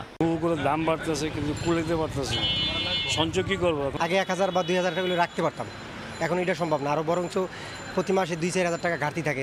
মূল্যস্ফীতির প্রভাবে উচ্চবিত্তের কপালে পড়ে বিরক্তির ভাঁজ, মধ্যবিত্তর ভাঙে সঞ্চয়, আর নিম্নবিত্তদের চলতে হয় আতপেটা খেয়ে। তাই তো এক যুগের বেশি সময়ের রেকর্ড ভাঙা নিত্যপণ্য সহ শিক্ষা, স্বাস্থ্য, যোগাযোগের মতো খাদ্য বহির্ভূত খাতের ব্যয় সামলানোর প্রভাব সরাসরি যেয়ে পড়েছে সঞ্চয়ে। জাতীয় সঞ্চয়পত্র অধিদপ্তরের পরিসংখ্যানও বলছে একই কথা। বিদায়ী অর্থ বছরের প্রথম 2 মাস বাদে গেল মে পর্যন্ত 9 মাসই কমেছে সঞ্চয়পত্রের মোট বিক্রি। 2023 সালের সেপ্টেম্বরে যে পরিমাণ সঞ্চয়পত্র বিক্রি করার কথা ছিল, হয়েছে তার চেয়ে 147 কোটি টাকা কম। এই ঘাটতি বাড়তে বাড়তে গেল মে মাসে এসে দাঁড়িয়েছে 3500 কোটি টাকায়। অর্থনীতিবিদরা বলছেন, সঞ্চয়পত্রে বিনিয়োগে নতুন নতুন শর্ত আরোপের বিপরীতে প্রত্যাশিত মুনাফা না পাওয়ায় মানুষ দিন দিন মুখ ফিরিয়ে নিচ্ছেন নিরাপদ এই বিনিয়োগ থেকে। অল্টারনেটিভ যে সুযোগগুলো থাকার ফলে দেখা যাচ্ছে সঞ্চয়পত্রের প্রতি যে আগে যে আকর্ষণটা ছিল, সে আকর্ষণটা আস্তে আস্তে কমে যাচ্ছে। বিক্রি কমার সঙ্গে ধারাবাহিকভাবে কমেছে সঞ্চয়পত্র থেকে সরকারের ঋণ নেওয়ার লক্ষ্যমাত্রাও। 2 বছর আগেও সঞ্চয়পত্র থেকে যেখানে সরকারের ঋণ নেওয়ার লক্ষ্যমাত্রা ছিল 35,000 কোটি টাকা, তা 2024-25 অর্থ বছরে কমিয়ে নামানো হয়েছে অর্ধেকেরও নিচে। মহির মারুফ, সময় সংবাদ, ঢাকা। আমদানিকারক সরবরাহ না নেয়ায় বন্দরে পড়ে থাকা প্রায় 10 কোটি টাকা মূল্যের আপেল, কমলা সহ বিভিন্ন ফল প্রকাশ্যে নিলামে তুলেছে চট্টগ্রাম কাস্টম হাউস। 3 দিনব্যাপী এই নিলামে তোলা হবে মোট 500 মেট্রিক টন ফল। তবে বিডারদের দাবি, নিলাম প্রক্রিয়া সহজ করার পাশাপাশি পচনশীল এসব পণ্যে আমলাতান্ত্রিক জটিলতা কাটিয়ে দ্রুত দরদাতাদের সরবরাহ করা। বিস্তারিত জানাচ্ছেন ফেরদৌস লিপি। চট্টগ্রাম বন্দরে পড়ে আছে আমদানি করা শত শত বিশেষায়িত কন্টেনার রিফার। দিনের পর দিন আমদানিকারকরা পচনশীল এসব পণ্য ছাড় না করায় কন্টেনারের ভেতরে সেগুলো পচে নষ্ট হওয়ার ঝুঁকি থাকে। পাশাপাশি ভর্তি থাকায় এসব রিফার কন্টেনার আমদানি কাজেও যুক্ত করা যায় না। রেফ্রিজারেটরের মতো কাজ করা এসব কন্টেনারগুলোতে সার্বক্ষণিকভাবে বিদ্যুৎ সংযোগ রাখতে হওয়ায় বিদ্যুৎ বিলও ব্যয় করতে হয় বিপুল অর্থ। তাই এসব কন্টেনার খালি করার উদ্যোগ নিতে হয় চট্টগ্রাম কাস্টমসকে। সোমবার থেকে 3 দিনব্যাপী এমনই পচনশীল প্রায় 10 কোটি টাকা মূল্যের আপেল, কমলা সহ বিভিন্ন ফলের প্রকাশ্য নিলাম তুলে চট্টগ্রাম কাস্টম হাউস। এতে প্রথম দিন 141 মেট্রিক টন নিলাম করা হয়, দ্বিতীয় দিন 200 মেট্রিক টন এবং শেষ দিন 140 মেট্রিক টন ফল নিলাম করা হবে। নিলামে নিবন্ধিত প্রতিষ্ঠান ছাড়াও অংশ নেয় ব্যক্তিরাও। নিলামের আগে নগরীর ফলমন্ডি সহ আশপাশের 2 কিলোমিটার এলাকায় মাইকিং করে চট্টগ্রাম কাস্টমস কর্তৃপক্ষ। 1 মাসের মধ্যে পণ্য খালাস আমদানিকারক না করলে তিনি বন্ধ করতে পারেন। আমাদের কাছে একটা আবেল নাম্বারের মাধ্যমে আমাদেরকে অবগত করেন আর কি। করার পরে আমরা আমাদের আমদানিকারকটা নোটিফাই করি যে আপনার এই পণ্যটা আমরা নিলামে নিয়ে গেছি। যদি আমদানিকারক পণ্য নিতে আগ্রহী হয়, আমাদেরকে যদি পণ্য নিতে আগ্রহী হয় তো নিল, না নিলে আমরা সেটা নিলামের মধ্যে নিয়ে আসি। তবে নিলাম হওয়া পণ্যের মান নিয়ে অসন্তুষ্টির পাশাপাশি পণ্যের সরবরাহে দীর্ঘসূত্রিতা নিয়েও অভিযোগ অংশগ্রহণকারী ব্যবসায়ীদের। 30% উপরে আপনার মাল নষ্ট আছে। তো যত দ্রুত সম্ভব যদি আমাকে মালটা আপনার এই অনুমোদন দেয় কাস্টম কর্তৃপক্ষ, তাইলে আমি হয়তো বাজারজাত করে নসিবে যা আছে তা হবে আর কি। নিলাম খুব স্লো, আর ইনভেন্টরি একটা মালের ইনভেন্টরি 3-4 হয়েছে। নিলামে ওঠা দরের 20% জমা দিয়ে পণ্য সরবরাহের প্রক্রিয়া শুরু করতে হয় সর্বোচ্চ দর হাঁকানো বিডারকে। ফেরদৌস লিপি, সময় সংবাদ, চট্টগ্রাম। পর্যাপ্ত মজুদ থাকলেও বর্ষার শুরু থেকে দফায় দফায় আলুর দাম বাড়ছে নীলফামারীতে। তবে এর সুফল মিলছে না কৃষক পর্যায়ে, কেননা তাদের কাছে কোনো আলু সংরক্ষণে নেই। এ কারণে সহজভাবে সংরক্ষণের ব্যবস্থা করতে উদ্যোগ গ্রহণের জন্য সরকারের কাছে দাবি তাদের। আর কৃষি বিভাগ জানায় আলুর দাম নিয়ন্ত্রণে নিয়মিত বাজার মনিটরিং করা হচ্ছে। মোহাম্মদ সোহেলের ছবিতে শাকির হোসেন বাদলের রিপোর্ট। মৌসুমের প্রায় অর্ধেক সময়ে হিমাগারে মজুদ রয়েছে পূর্ণ চাহিদার প্রায় সমপরিমাণ আলু। তারপরেও বর্ষা মৌসুমে দাম বেড়েছে কয়েক দফা। নীলফামারীতে আলুর মূল্য বৃদ্ধিতে লাভ যাচ্ছে মজুতদারের পকেটে, অথচ এর কোনো সুফল মিলছে না কৃষকের। জেলায় 11টি হিমাগারে 88,600 মেট্রিক টনের বিপরীতে এবার মজুদ হয়েছে 68,472 মেট্রিক টন। সংরক্ষণের ব্যবস্থা না থাকায় কৃষক ক্ষেত থেকে সংগ্রহের সঙ্গে সঙ্গে বিক্রি করে দেন। এ কারণে চাহিদার তুলনায় অনেক বেশি উৎপাদন করেও তেমন লাভবান হচ্ছে না তারা। স্থানীয় পর্যায়ে আলু সংরক্ষণের জন্য মডেল ঘর নির্মাণ করার উদ্যোগের দাবি কৃষক ও এলাকাবাসীর। সিজনের সময় আলুর বাজার কম থাকে, একটু 3-4 মাস পরে বেচালে একটু লাভবান হয়। একটা দুইটা হইতো, 2-1টা এক্সট্রা হইতো, তাহলে আরো লোকের কর্মসংস্থান আরো ভালো হইতো। কৃষি বিপণন বিভাগ বলছে আলুর দাম নিয়ন্ত্রণে নিয়মিত বাজার মনিটরিং করা হচ্ছে। পাশাপাশি আলু সংরক্ষণে মডেল ঘর নির্মাণের আশ্বাস সংশ্লিষ্ট কর্মকর্তার। প্রান্তিক চাষীদের জন্য আমাদের কৃষি বিপণন অধিদপ্তর থেকে 26টি অহিমায়িত আলুর মডেল ঘর নির্মাণ করা হয়েছে। ভোক্তারা যাতে না ঠকে, কৃষক এবং ভোক্তা যাতে উভয় লাভবান হয়, এজন্য আমরা বিভিন্ন ধরনের মনিটরিং অব্যাহত রেখেছি। কৃষি বিভাগের তথ্য মতে প্রতি বছর নীলফামারীতে আলুর চাহিদা 75,584 মেট্রিক টন, আর গত 5 বছর গড়ে উৎপাদন হয়েছে প্রায় 4,75,000 মেট্রিক টন আলু। শাকির হোসেন বাদল, সময় সংবাদ, নীলফামারী।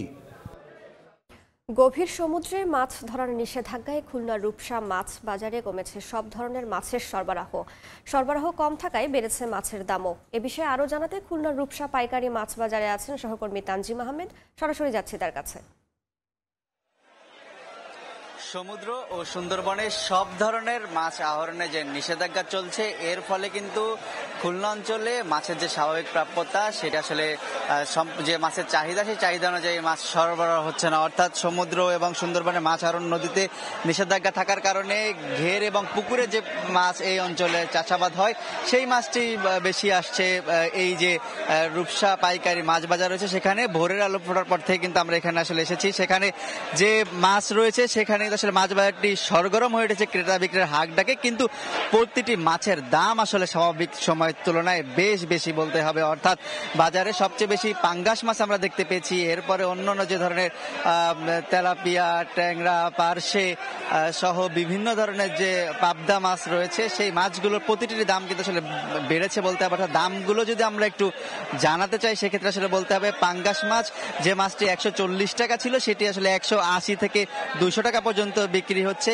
একই সাথে শিং মাছের কথা যদি বলতে চাই, সেটি 380 থেকে 450 টাকা। মাগুর মাছ 120 টাকা থেকে বেড়ে 150 টাকা হয়েছে। পার্শে মাছ 480 থেকে বেড়ে 550।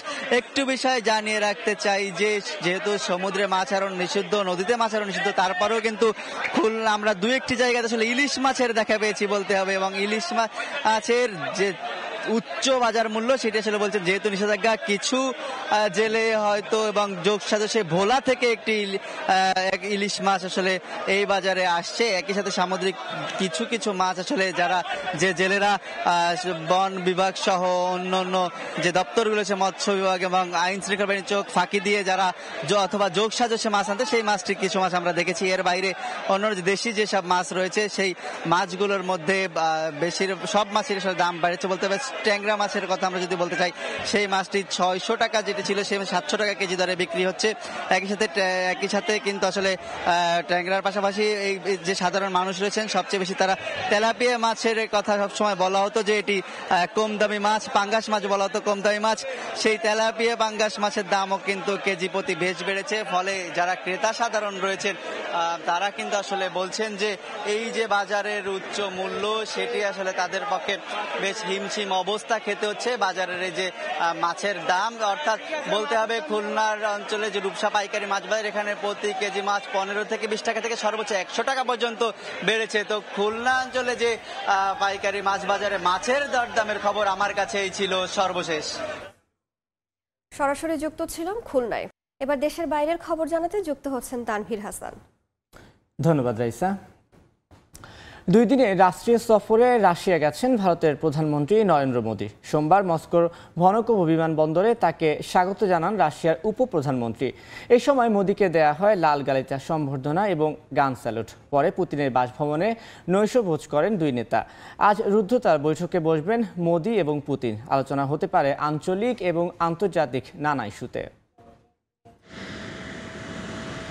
প্রায় 5 বছর পর রুশ প্রেসিডেন্ট ভ্লাদিমির পুতিনের আমন্ত্রণে 2 দিনের রাষ্ট্রীয় সফরে রাশিয়া গেছেন ভারতের প্রধানমন্ত্রী নরেন্দ্র মোদী। সোমবার মস্কোর কাছে ভনকোভ বিমানবন্দরে অবতরণ করে মোদীকে বহনকারী বিমান। বিমানবন্দরে মোদীকে স্বাগত জানান রাশিয়ার উপপ্রধানমন্ত্রী ডেনিস মান্টুরভ। সেখানে ভারতের প্রধানমন্ত্রীকে দেয়া হয় লাল গালিচা সংবর্ধনা ও গার্ড অফ অনার। পরে একই গাড়িতে মোদী ও মান্টুরভ পৌঁছান মস্কোর হোটেলে। সেখান থেকে পুতিনের সরকারি বাসভবনে যান ভারতের প্রধানমন্ত্রী। তাকে অভ্যর্থনা জানান রুশ প্রেসিডেন্ট। পরে 2 নেতা অংশ নেন নৈশভোজে। এ সময় তাদের মধ্যে বিভিন্ন বিষয়ে আলোচনা হয় বলে জানিয়েছে ভারতীয় ও রুশ গণমাধ্যম। মঙ্গলবার রুদ্ধদ্বার বৈঠকে বসবেন মোদী পুতিন। বৈঠকে রাশিয়া ও ভারতের মধ্যে ঐতিহ্যগত মিত্রতার ভবিষ্যৎ উন্নয়ন নিয়ে আলোচনা হবে। ভারতের পররাষ্ট্র মন্ত্রণালয় জানিয়েছে দ্বিপক্ষীয় বিষয় তো বটেই, সমসাময়িক নানা আঞ্চলিক এবং আন্তর্জাতিক বিষয় নিয়েও 2 নেতার মধ্যে কথা হবে। ঐতিহাসিকভাবে রাশিয়ার সঙ্গে গভীর সম্পর্ক রয়েছে ভারতের। যদিও অর্থনৈতিক সহ নানা কারণে যুক্তরাষ্ট্রেরও সম্পর্ক জোরদারে মনোযোগী নয়াদিল্লি। মোদীর শেষ রাশিয়া সফর ছিল 2019 সালে। এবারের 2 দিনের সফর শেষে রাশিয়া থেকে অস্ট্রিয়ায় যাবেন তিনি। এর একদিন পর ফিরবেন ভারতে। ফরহাদ চৌধুরী, সময় সংবাদ। মার্কিন প্রেসিডেন্ট জো বাইডেনের কোনো পদক্ষেপই যেন সন্তুষ্ট করতে পারছে না ডেমোক্র্যাটদের। বারবার ঘুরে ফিরে একই প্রশ্ন উঠছে, আসন্ন প্রেসিডেন্ট নির্বাচনে ট্রাম্পকে মোকাবেলা করতে আদৌ সক্ষম কিনা তিনি। এদিকে মার্কিন পার্লামেন্টের নিম্নকক্ষের এক বৈঠকে বাইডেনের প্রার্থিতা নিয়ে উদ্বেগ প্রকাশ করেছেন বেশ কয়েকজন ডেমোক্র্যাট নেতা। সন্দেহ জেগেছে তার শারীরিক ও মানসিক স্বাস্থ্য নিয়েও।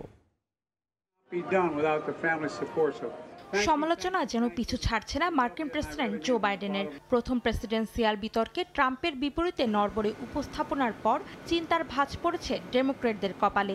এরপর নিজের সাফাইকে গণমাধ্যমে সাক্ষাৎকার দিলেও সন্তুষ্ট করতে পারেননি নিজ দলকে। প্রশ্ন উঠেছে জো বাইডেন আগাম প্রেসিডেন্ট হিসেবে আদৌ যোগ্য কিনা। বিবিসির এক প্রতিবেদনে জানানো হয়, বর্তমান প্রেসিডেন্ট নির্বাচন থেকে বাইডেনকে সরানোর লাভ ক্ষতি বিবেচনা করছে ডেমোক্র্যাটরা। স্থানীয় সময় রোববার মার্কিন পার্লামেন্টের নিম্নকক্ষে সংখ্যালঘু সম্প্রদায়ের সদস্য হাকিম জেফ্রিস ডেমোক্র্যাট আইন প্রণেতাদের সঙ্গে এক বৈঠকে অংশ নেন। একটি সূত্রের বরাতে জানা যায়, সেই বৈঠকে বাইডেনের প্রার্থিতা নিয়েও আলোচনা হয়। মার্কিন সংবাদ মাধ্যম সিবিএস নিউজ জানিয়েছে, বৈঠকে থাকা অন্তত 4 সদস্য বলেছেন তারা মনে করেন বাইডেনের উচিত নির্বাচনী দৌড় থেকে সরে দাঁড়ানো। এছাড়া বৈঠকে উপস্থিত অন্তত 3 জন বাইডেনের প্রার্থিতা নিয়ে উদ্বেগ প্রকাশ করেছেন। গেল সপ্তাহে বেশ কয়েকজন জ্যেষ্ঠ ডেমোক্র্যাট নেতাও একাধিক টেলিভিশন সাক্ষাৎকারে মার্কিন প্রেসিডেন্ট নির্বাচনে বাইডেনের প্রার্থিতা থাকা বা না থাকার বিষয়টি নিয়ে লাভ ক্ষতি বিবেচনার কথা জানিয়েছেন। ডেমোক্র্যাটদের একাংশ বলছে, চলতি বছরের নভেম্বরে অনুষ্ঠিত হতে যাওয়া নির্বাচনে বাইডেন যদি ট্রাম্পের মোকাবিলা করে তবে দল হারবে। আরেক অংশ মনে করেন, বাইডেনের পরিবর্তে যাকে আনা হবে তিনি কেমন করবেন সে বিষয়টিও অজানা। বিশ্লেষকদের ধারণা, ট্রাম্পের বিপরীতে বিতর্কে হারের পর বাইডেনকে প্রার্থিতা থেকে সরিয়ে দেওয়া হয়তো সাময়িক স্বস্তি আনবে। তবে এই সিদ্ধান্ত কতটা সুফল বয়ে আনবে তা নিয়েও অনিশ্চয়তা রয়েছে দলের মধ্যে। ডেমোক্রেটদের মধ্যে বাইডেনের সমালোচক তো বটেই, তার সমর্থকেরাও উদ্বিগ্ন যে তার বয়স সংক্রান্ত যে জটিলতাগুলো দেখা দিচ্ছে সেগুলো কাটিয়ে ওঠা সত্যিই কঠিন। অন্তরা সেন, সময় সংবাদ। দক্ষিণ কোরিয়ায় চিকিৎসকদের দীর্ঘস্থায়ী ধর্মঘট বন্ধের আহ্বান জানিয়ে সিউলের রাস্তায় বিক্ষোভ করেছেন শত শত রোগী। অবিলম্বে ডাক্তারদের কাজে ফিরে আসারও দাবি জানান আন্দোলনকারীরা। এদিকে আন্দোলনরত চিকিৎসকরা বলছেন, সরকার তাদের দাবি না মানলে আগামী সপ্তাহ থেকে হাসপাতালগুলোতে অনির্দিষ্টকালের জন্য অস্ত্রোপচার স্থগিত রাখার সিদ্ধান্ত নিয়েছেন তারা। দক্ষিণ কোরিয়া থেকে মোহাম্মদ হানিফের রিপোর্ট। একদিকে চিকিৎসকদের কোটা বৃদ্ধির প্রতিবাদে ধর্মঘট, অন্যদিকে শত শত রোগীর চিকিৎসা সেবা ফিরে পাওয়ার আন্দোলনে উত্তাল দক্ষিণ কোরিয়া। রাজধানী সিউলে রোগীদের বিক্ষোভের মাধ্যমে সরকার এবং চিকিৎসক এই দুই পক্ষকে দ্রুত সমঝোতা আসার দাবি জানানো হয়। জীবনের সর্বোচ্চ ঝুঁকির মধ্যে থাকা ক্যান্সারের রোগীরাও রাস্তায় নেমে আসেন। ডাক্তারদের অবিলম্বে তাদের ওয়াকআউট বন্ধ করে কাজে ফিরে আসারও দাবি জানান আন্দোলনকারীরা। মানুষের জীবনকে হুমকির মুখে ফেলে এবং রোগীদের উদ্বেগ সৃষ্টি করে স্বাস্থ্যসেবার এ ধরনের সমস্যা ভবিষ্যতে যেন মুখোমুখি না হতে হয়, সেজন্য চিকিৎসা আইন সংশোধনের প্রয়োজন বলে মনে করেন আন্দোলনকারীরা। এদিকে মেডিকেলে কোটা বৃদ্ধির প্রতিবাদে গত ফেব্রুয়ারি থেকে দফায় দফায় আন্দোলন করে আসছেন সিউলের চিকিৎসকরা। তবে এবার সরকার দাবি না মানলে আগামী সপ্তাহ থেকে বেশ কয়েকটি হাসপাতালে অনির্দিষ্টকালের জন্য অস্ত্রোপচার স্থগিত রাখার সিদ্ধান্ত নিয়েছেন তারা। দক্ষিণ কোরিয়া থেকে মোহাম্মদ হানিফ, সময় সংবাদ। দক্ষিণ কোরিয়ায় 3 দিনব্যাপী ধর্মঘটে নেমেছে স্যামসাং ইলেকট্রনিক্সের কর্মীরা। স্থানীয় সময় সোমবার ভারী বর্ষণ চলাকালে রাস্তায় নামেন হাজার হাজার কর্মী। বৃষ্টি তোয়াক্কা না করে বিভিন্ন স্লোগানে নিজেদের পারিশ্রমিক বাড়ানোর দাবি জানান তারা। তবে এই আন্দোলনে ব্যবসায় কোনো প্রভাব পড়েনি বলে জানিয়েছে স্যামসাং কর্তৃপক্ষ। গত মাসেও বার্ষিক একদিন ছুটি এবং পারিশ্রমিক বাড়ানোর দাবি নিয়ে আন্দোলনে নেমেছিলেন প্রতিষ্ঠানটির কর্মচারীরা।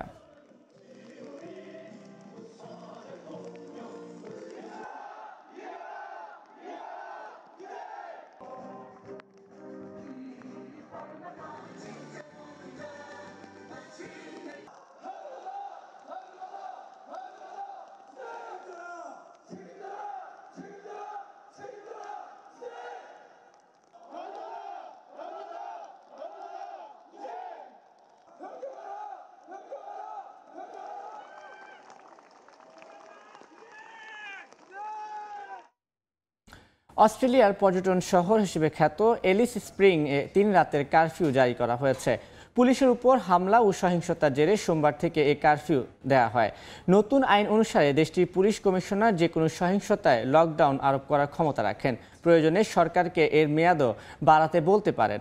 অস্ট্রেলিয়া থেকে SM আমিনুল রুবেলের রিপোর্টে বিস্তারিত। অস্ট্রেলিয়ার নর্দার্ন টেরিটরির ছোট শহর অ্যালিস স্প্রিংয়ে সোমবার থেকে আগামী 3 দিন রাত্রিকালীন কারফিউ জারি করা হয়েছে। মার্চ থেকে শুরু করে গত কয়েক মাসে, বিশেষ করে গত 4 দিনের একাধিক সহিংসতায় নাগরিকদের মনে আতঙ্ক সৃষ্টি হওয়ায় Northern territory police commissioner Michael Murphy curfew ঘোষণা করেন। তিনি জানান, এটি কোনো রাজনৈতিক সিদ্ধান্ত নয়। স্থানীয়দের সহিংসতা থেকে নিরাপদে রাখতে তারা এই সিদ্ধান্ত নিয়েছে। পরিস্থিতি শান্ত না হলে সরকারকে অনুরোধ করে কারফিউ বাড়ানোর দাবিও জানানো হবে। গত 3 মাসে অস্ট্রেলিয়ার মরুভূমি বেষ্টিত ছোট শহর অ্যালিস স্প্রিংয়ে মধ্যবয়স্ক নাগরিকদের মধ্যে বেশ কয়েকটি সংঘর্ষ ঘটে। পরবর্তীতে দাঙ্গা পুলিশ পরিস্থিতি সামাল দেওয়ার চেষ্টা করলে দফায় দফায় পুলিশের সাথে নাগরিকদের অনাকাঙ্ক্ষিত সংঘর্ষ হয়। গত রবিবার ছুটিতে থাকা অন্তত 4 জন পুলিশকে সন্ত্রাসীরা ছুরিকাঘাতে আহত করে। পরিস্থিতি ভয়াবহ রূপ নেওয়ার আগেই সরকারের মধ্যস্থতায় পুলিশ কমিশনার রাত্রিকালীন কারফিউ জারি করে। পুলিশ জানায়, সন্ধ্যার পর থেকে এই অঞ্চলের যুব সমাজ অতিরিক্ত মদ্যপান করে নানা রকম অসামাজিক ও সন্ত্রাসী কর্মকাণ্ডে জড়িয়ে পড়ছে। গত মার্চ মাসে অ্যালিস স্প্রিংয়ে প্রায় 150 জন নাগরিকের মধ্যে ব্যাপক সংঘর্ষের পরে নির্দিষ্ট বয়সী যুবকদের জন্য 2 সপ্তাহের কারফিউ ঘোষণা করা হয়েছিল। উল্লেখ্য, অস্ট্রেলিয়া একটি শান্তিপূর্ণ দেশ। এখানে স্থানীয় ও তৎকালীন সরকারের মধ্যে দাঙ্গা দমাতে সর্বশেষ এ ধরনের কারফিউ জারি করা হতো 100 বছর পূর্বে। SM আমিনুল রুবেল, সময় সংবাদ, অস্ট্রেলিয়া। আবুধাবিতে সড়ক দুর্ঘটনায় নিহত বাংলাদেশিদের মরদেহ দেশে পাঠাতে আইনি প্রক্রিয়া চলছে। এ বিষয়ে সহযোগিতা করছে স্থানীয় পুলিশ ও বাংলাদেশ মিশন। এই ঘটনায় শোক বার্তা দিয়েছে বাংলাদেশ কাউন্সিলেট দুবাই। শিবলি আল সাদিকের রিপোর্ট। সংযুক্ত আরব আমিরাতের দুবাইয়ে গেল রোববার মর্মান্তিক সড়ক দুর্ঘটনায় প্রাণ হারান কয়েকজন প্রবাসী বাংলাদেশি। তাদের মরদেহ পাঠানোর আইনি প্রক্রিয়া চলছে। বাংলাদেশ মিশন তাদের পাসপোর্ট এবং কোম্পানির নাম সংগ্রহ করেছে। আমিরাতে অবস্থানরত নিহতদের স্বজনরা মরদেহ দ্রুত দেশে পাঠাতে আবুধাবি পুলিশ ও বাংলাদেশ মিশনের সঙ্গে যোগাযোগ রক্ষা করে চলেছেন। নাম্বার রেখে দিয়েছে মণ্ডপের, যেটা শেষ হলে আমরা ফোন করব। আর আমরা দেখতে চাইছি, বলছে না দেখান সম্ভব না, এখন নাইকে, এখানে নাইকে, আমরা যখন প্রয়োজন তখন রাখুন। ওদের জামা কাপড়, ওদের টুথপেস্ট, বিরাস, ওদের শনাক্ত করার জন্য সবকিছু নিয়ে আমরা আবুধাবিতে যাই। ওখানে আমি রাজুর রেফারেন্সের আমার আইডি, আমার কাগজপত্র সবকিছু জমা দিয়ে আসি এবং রাজুর সমস্ত কিছু বায়োডাটা দিয়ে আসি।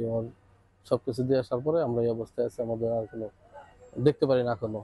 এদিকে মর্মান্তিক এই দুর্ঘটনায় স্থানীয় বাংলাদেশ কমিউনিটিতে নেমে এসেছে শোকের ছায়া। গত কয়েক বছরে সড়ক দুর্ঘটনায় একসঙ্গে এত বাংলাদেশের মৃত্যু হয়নি বলে জানিয়েছেন কমিউনিটির নেতারা। আমরা যদি এভাবে অ্যাক্সিডেন্টের শিকার হই তাহলে কিন্তু আমাদের পারিবারিকভাবে আমরা বিশাল একটা ক্ষতিগ্রস্ত হই। বাংলাদেশ কনসুলেটের consul general BM Jamal Hossain বলেন, দুর্ঘটনার পর আগুনে মরদেহগুলো পুড়ে যায়। এতে মরদেহ শনাক্তে কিছুটা সময় লেগেছে। তাদের পাসপোর্ট ইতিমধ্যে আমরা হাতে পেয়েছি এবং তাদের নাম, ঠিকানা, তাদের বাড়ি কোথায়, সবগুলো আমরা সব তথ্য আমরা জেনেছি এবং তাদের পরিবারের সদস্য যারা বাংলাদেশ আছে তাদের সাথে আমাদের সরাসরি যোগাযোগ হয় না, কিন্তু তাদের যারা প্রতিনিধি আছে এখানে দুবাইতে তাদের সাথে আমাদের কথা হয়েছে এবং এই মৃতদেহগুলো যাতে দ্রুত বাংলাদেশে পাঠানো যায় সেজন্য যা যা করণীয় সেই ব্যবস্থা আমরা গ্রহণ করছি। দুর্ঘটনার পর শোকবার্তা দিয়েছে বাংলাদেশ কনসুলেট। শিবলি আল সাদিক, সময় সংবাদ, সংযুক্ত আরব আমিরাত। কুয়েতে বাংলাদেশের নতুন রাষ্ট্রদূত হিসেবে নিযুক্ত হয়েছেন মেজর জেনারেল সৈয়দ তারেক হোসেন। দেশটির সঙ্গে বাংলাদেশের কূটনীতিক সম্পর্ক উন্নয়ন ও জনবল নিয়োগ বাড়াতে প্রচেষ্টা অব্যাহত রাখার কথা জানিয়েছেন তিনি। একই সঙ্গে কনসুলার সেবাকে আধুনিকীকরণ, ভ্রাম্যমাণ কনসুলার সেবা চালুর প্রতিশ্রুতিও দেন তিনি। সোমবার দায়িত্ব গ্রহণের সময় কুয়েতের বাংলাদেশি প্রিন্ট ও ইলেকট্রনিক মিডিয়ার প্রতিনিধিদের সঙ্গে বিভিন্ন পরিকল্পনার কথা জানান রাষ্ট্রদূত। এদিন স্থানীয় সময় সকালে দূতাবাসের ঊর্ধ্বতন কর্মকর্তাদের সঙ্গে নিয়ে বঙ্গবন্ধুর প্রতিকৃতিতে ফুল দিয়ে শ্রদ্ধা জানান তিনি।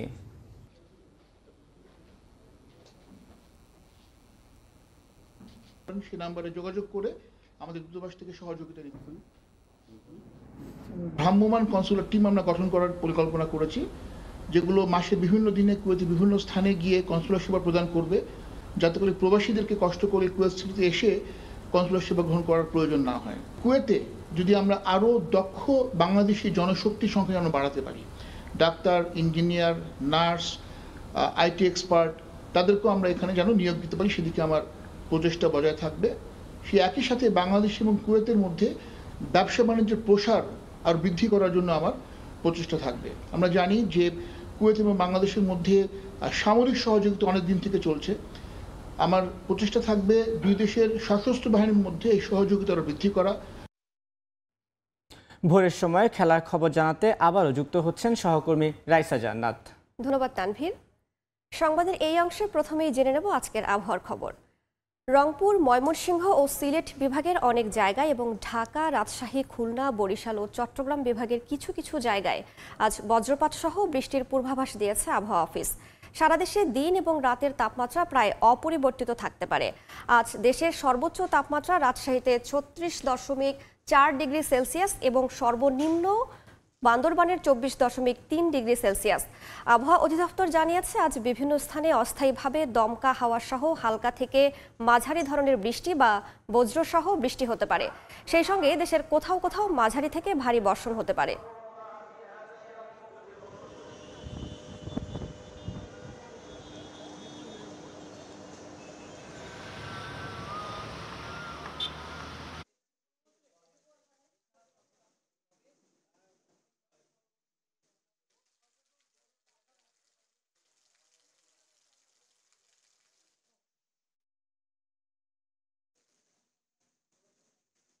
এবার জানবো আজকের ট্রাফিক আপডেট। এ বিষয়ে বিস্তারিত জানাতে চট্টগ্রাম থেকে যুক্ত হচ্ছেন সহকর্মী পার্থ প্রতিম বিশ্বাস। সরাসরি যাচ্ছি তার কাছে। পার্থ,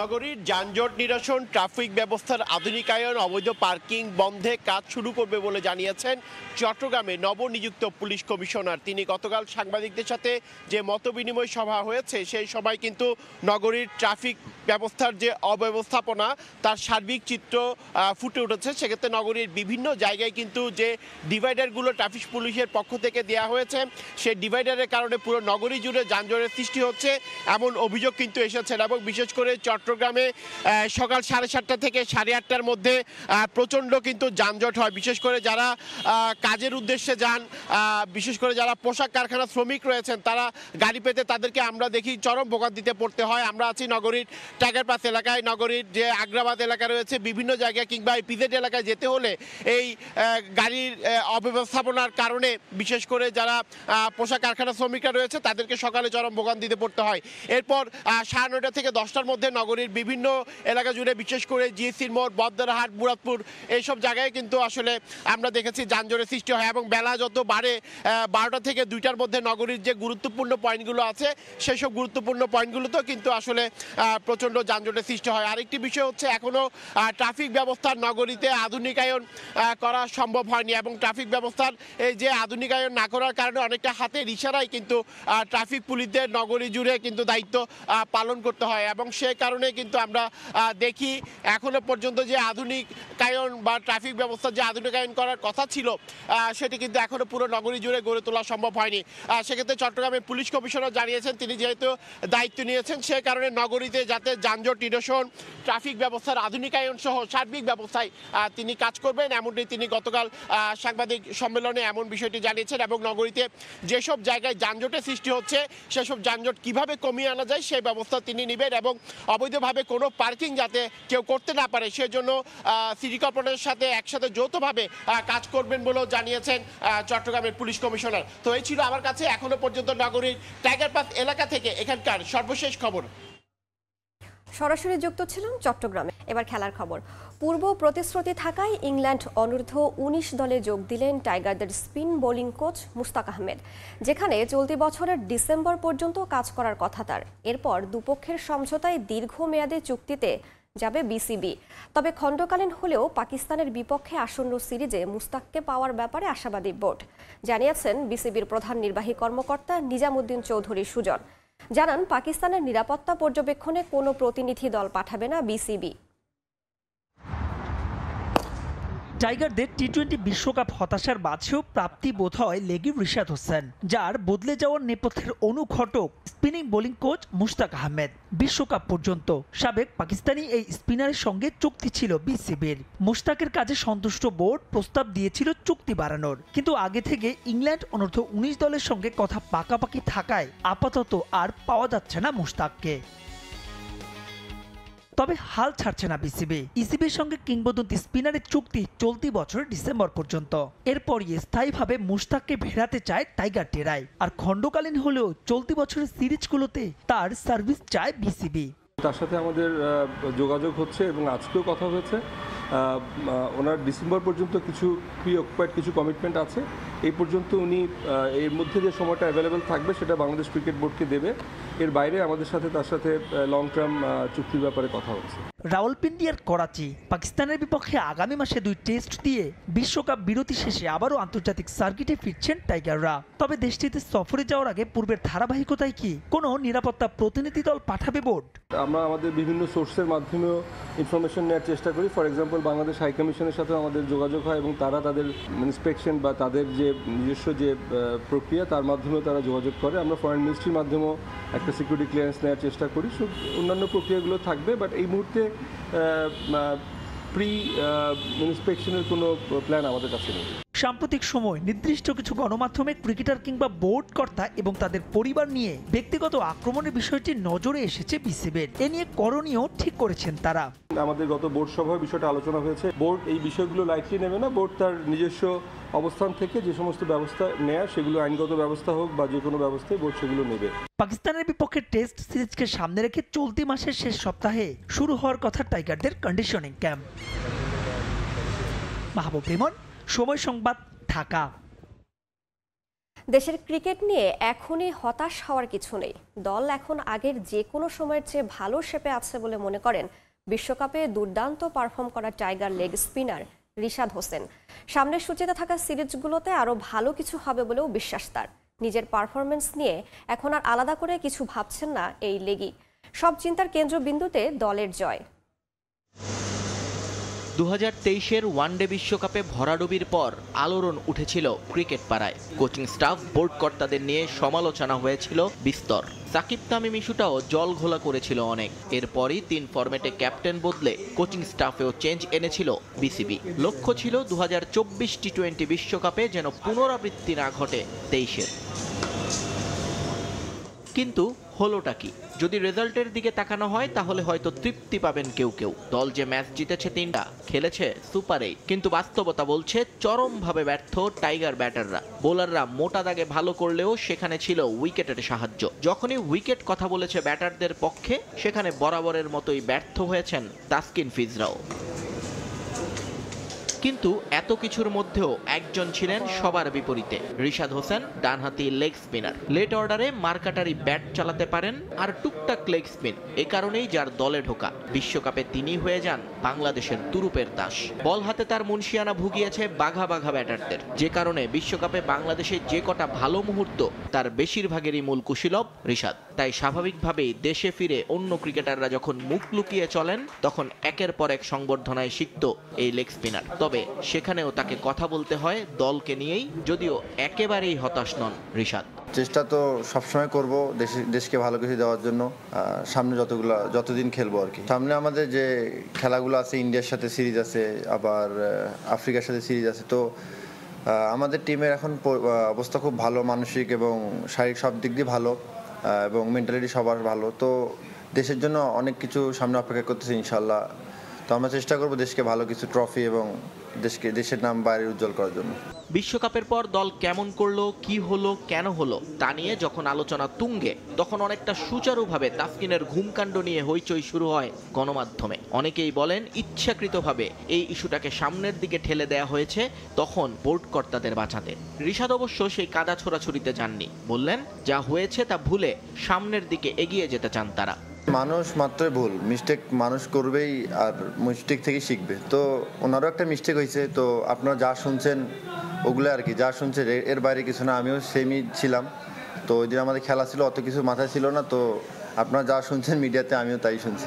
ব্যক্তিগত পারফরমেন্স দিয়েই আলোচনায় রিশাদ হোসেন, কিন্তু আপাতত নিজেকে নিয়ে নয়, তার চিন্তার পুরোটা জায়গা জুড়ে দলের পারফরমেন্স। প্রতিদিন কি করতে হবে এগুলো আর কি রিপিট করার চেষ্টা করি, বা সামনে কি হচ্ছে বা কি হবে এগুলো নিয়ে চিন্তা করি না। জাস্ট আমি আমার পরিস্থিতিতে থাকবো, বাকিটা আল্লাহর ইচ্ছা। নিয়ন মুহাইমিন, সময় সংবাদ। বিশ্বকাপ শেষে পাকিস্তানের বিপক্ষে সিরিজকে সামনে রেখে প্রথমবারের মতো ঐচ্ছিক অনুশীলন করেছেন নাজমুল হোসেন শান্ত। মিরপুরের একাডেমি মাঠে ব্যাটিং না করলেও দীর্ঘ সময় রানিং আর জিম করেছেন টাইগার অধিনায়ক। এদিন বোলিং অনুশীলন করেছেন পেসার হাসান মাহমুদ, আর রিহ্যাব প্রক্রিয়ার অংশ হিসেবে তাইজুল শুরু করেছেন রানিং। পাকিস্তানের বিপক্ষে আসন্ন টেস্ট সিরিজে ওপেনিংয়ে দলকে ইতিবাচক শুরু এনে দেওয়ার প্রতিশ্রুতি মাহমুদুল হাসান জয়ের।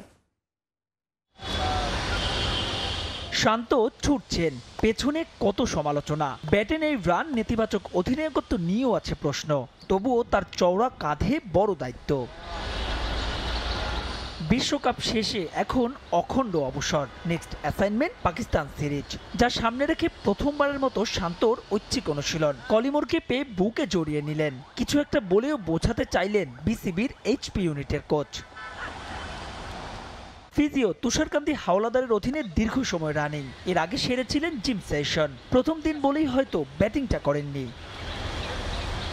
এইচপির পেস ইউনিটের সঙ্গে হাসান মাহমুদের মিশে যাওয়া। শফিকুল, রনি, হালিমদের সঙ্গে পাল্লা দিয়ে ওঠালেন গতির ঝড়। টাইগারদের পেস বিপ্লবের ভিড়ে দলে জায়গা পাওয়াটা কতটা কঠিন তা জানা হাসান মাহমুদের, তাই তো নিজেকে সেভাবে প্রস্তুত রাখা। তাইজুলের গল্পটা ভিন্ন। ইনজুরির কারণে দীর্ঘদিন করতে পারছেন না বোলিং, ছিলেন না বাংলাদেশ টাইগারের ক্যাম্পেও। রিহ্যাবের অংশ হিসেবে এদিন ফিজিও মোদাদ্দেস আলফেজ সানির সঙ্গে বিশেষ সেশন। এইসব প্রস্তুতি যে সিরিজ অর্থাৎ পাকিস্তানের বিপক্ষে টেস্ট সিরিজ, সেখানেও বড় দুশ্চিন্তা টাইগার টপ অর্ডার, আলাদা করে বললে ওপেনার। মাহমুদুল হাসান জয়ের কথাই ধরা যাক। 13 টেস্টের ক্যারিয়ারে 6টাই ডাক, 50-র দেখা নেই সবশেষ 7 ইনিংসে। পাকিস্তান সিরিজে কি তবে খুঁজবে সেই বদনাম? মুশফিক ভাই সব বসে ডিসকাস করছি, ওনার আগে খেলার এক্সপিরিয়েন্স আছে, আমরা হয়তো বা নিউ যাব পাকিস্তানে। সো আমরা ওইভাবে ওই উইকেট, চিটাগাংয়ের উইকেট কিন্তু সবসময় স্পোর্টিং থাকে, সো আমরা ওই উইকেটে প্র্যাকটিস করে ওইটা কীভাবে ইউটিলাইজ করার চেষ্টা করতেছি আর কি। পাকিস্তান সিমিলারভাবে সামনে আরও কীভাবে এভারেজটা ভালো করা যায়, দেন আরও কীভাবে কন্টিনিউ পারফর্ম করা যায়, ওইটা নিয়েও চিন্তা ভাবনা আছে আমাদের। যতটুকু পসিবল আমরা ইউটিলাইজ করার চেষ্টা করতেছি। তবে তারও আগে এইচপির হয়ে জয়রা সিরিজ খেলতে যাবে তাসমান সাগর পারে। অস্ট্রেলিয়া অনুষ্ঠেয় সেই সিরিজে থাকছে সেন দৃষ্টি। ওইখানে পাকিস্তানের এ টিম যাচ্ছে মনে হয়, ওদের সাথে আমাদের খেলা। সো ওদের সাথে যদি আমি পারফর্ম করতে পারি তাহলে আমার কনফিডেন্টটা ভালো থাকবে, দেন পাকিস্তান ওইটা ইউটিলাইজ করতে পারবো। যদিও চোটে ভুগছেন জয়ও, তবে আঙুলের সে আঘাতে উন্নতি হচ্ছে দ্রুত। সেলাই কাটার পরে বুধবার জানা যাবে পরবর্তী অবস্থা। সবাই হেল্প করার থাকে, দেখা গেছে মাহবুব রিমন, সময় সংবাদ, ঢাকা। আনুষ্ঠানিক ঘোষণা না এলেও জানা গেল 2025 চ্যাম্পিয়ন্স ট্রফির প্রস্তাবিত সূচি। 8 দলের এলিট টুর্নামেন্টের পর্দা উঠবে 19 ফেব্রুয়ারি। গ্রুপ পর্বে বাংলাদেশের ম্যাচ 3টি হবে 20, 24 ও 27 ফেব্রুয়ারি। ভারতের বিপক্ষে ম্যাচ দিয়ে শুরু হবে বাংলাদেশের champions trophy mission. India Pakistan match মাঠে গড়াবে 1 মার্চ। আসরের ফাইনাল অনুষ্ঠিত হবে 9 মার্চ। টি-20 বিশ্বকাপে দলের ভরাডুবি নিয়ে যতটা না মাথা ঘামাচ্ছে পাকিস্তান বোর্ড, তার চেয়ে অনেক বেশি আগামী বছরের চ্যাম্পিয়ন্স ট্রফি আয়োজন নিয়ে। 1996 ওয়ানডে বিশ্বকাপের পর আর কোনো আইসিসি ইভেন্ট হয়নি পাকিস্তানে। 2025 সালের চ্যাম্পিয়ন্স ট্রফির মধ্য দিয়ে তাদের 29 বছরের অপেক্ষার অবসান ঘটতে যাচ্ছে। তাই একটু বেশি রোমাঞ্চ কাজ করছে পাকিস্তানিদের মনে। 2009 সালে লাহোরে শ্রীলঙ্কা দলের বাসের ওপর সন্ত্রাসী হামলার পর ক্রিকেট বিশ্বে একরকম নির্বাসিতই ছিল পাকিস্তান। এরপর 6 বছর কোনো আন্তর্জাতিক ম্যাচ হয়নি সে দেশে। তবে ধীরে ধীরে ভাবমূর্তি ফেরাতে সক্ষম হয়েছে তারা। গত বছর এশিয়া কাপ হয়েছে পাকিস্তানে। হাইব্রিড মডেলের ওই আসরে ভারতের ম্যাচগুলো অবশ্য হয়েছিল শ্রীলঙ্কায়। এবার চ্যাম্পিয়ন্স ট্রফি খেলতেও প্রতিবেশী দেশটিতে ইন্ডিয়া টিম পাঠাবে কিনা তা নিয়ে রয়েছে অনিশ্চয়তা। যদিও বিভিন্ন মাধ্যমে শোনা যাচ্ছে এবার কিছুটা নমনীয় বিসিসিআই। তাই শেষ পর্যন্ত পূর্ণাঙ্গ আসরই পাকিস্তানের মাটিতে আয়োজিত হওয়ার সম্ভাবনা রয়েছে। প্রস্তাবিত সূচি অনুযায়ী আসরটি অনুষ্ঠিত হওয়ার কথা 19 ফেব্রুয়ারি থেকে 9 মার্চ পর্যন্ত। এরই মধ্যে আইসিসির কাছে পূর্ণাঙ্গ পরিকল্পনা জানিয়েছে পিসিবি। আনুষ্ঠানিক ঘোষণা না এলেও এবার জানা গেল ভেন্যু ও দিনক্ষণের বিস্তারিত। লাহোরে 20 ফেব্রুয়ারি ভারতের বিপক্ষে ম্যাচ দিয়ে শুরু হবে বাংলাদেশের চ্যাম্পিয়ন্স ট্রফি মিশন। এরপর রাওয়ালপিন্ডিতে পাকিস্তানের বিপক্ষে 24 ফেব্রুয়ারি ও লাহোরে নিউজিল্যান্ডের বিপক্ষে 27 ফেব্রুয়ারি মাঠে নামবে টাইগাররা। 19 ফেব্রুয়ারি করাচিতে পাকিস্তান নিউজিল্যান্ড ম্যাচ দিয়ে পর্দা ওঠার কথা এই এলিট ইভেন্টের। অস্ট্রেলিয়া ইংল্যান্ড ম্যাচ 22 ফেব্রুয়ারি, 23 ফেব্রুয়ারি ভারত নিউজিল্যান্ড, 26 ফেব্রুয়ারি অস্ট্রেলিয়া দক্ষিণ আফ্রিকা আর 2 মার্চ হবে ইংল্যান্ড দক্ষিণ আফ্রিকা ম্যাচ।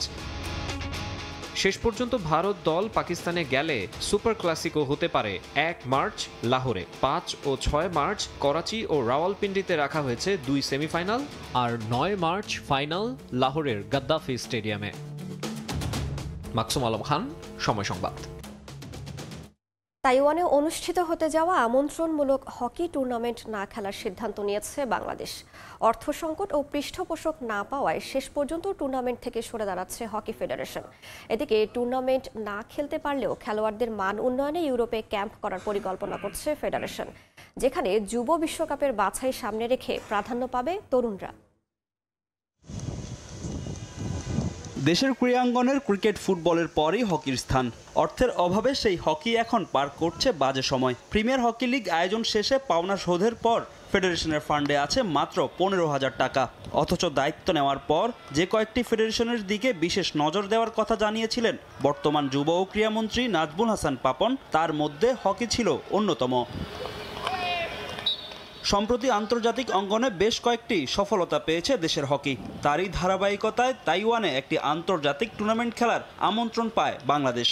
তবে অর্থ ও পৃষ্ঠপোষক সংকটের কারণে এখনও ক্যাম্প শুরু করতে পারেনি ফেডারেশন, যার জন্য শেষ পর্যন্ত টুর্নামেন্ট না খেলার সিদ্ধান্ত নিয়েছে হকি ফেডারেশন। ইন্টারন্যাশনাল টুর্নামেন্ট আমন্ত্রণমূলক ছিল, আমরা আসলে সেইখানে অংশগ্রহণ করাটা আমাদের জন্য এখন একটি কষ্টসাধ্য হয়ে যাচ্ছে। আমাদের যে আর্থিক সংকটগুলো রয়েছে সেই সংকট কাটিয়ে উঠে ব্যক্তিগত পর্যায় থেকেও আমি কোনো তহবিল ব্যবস্থা করতে পারছি না।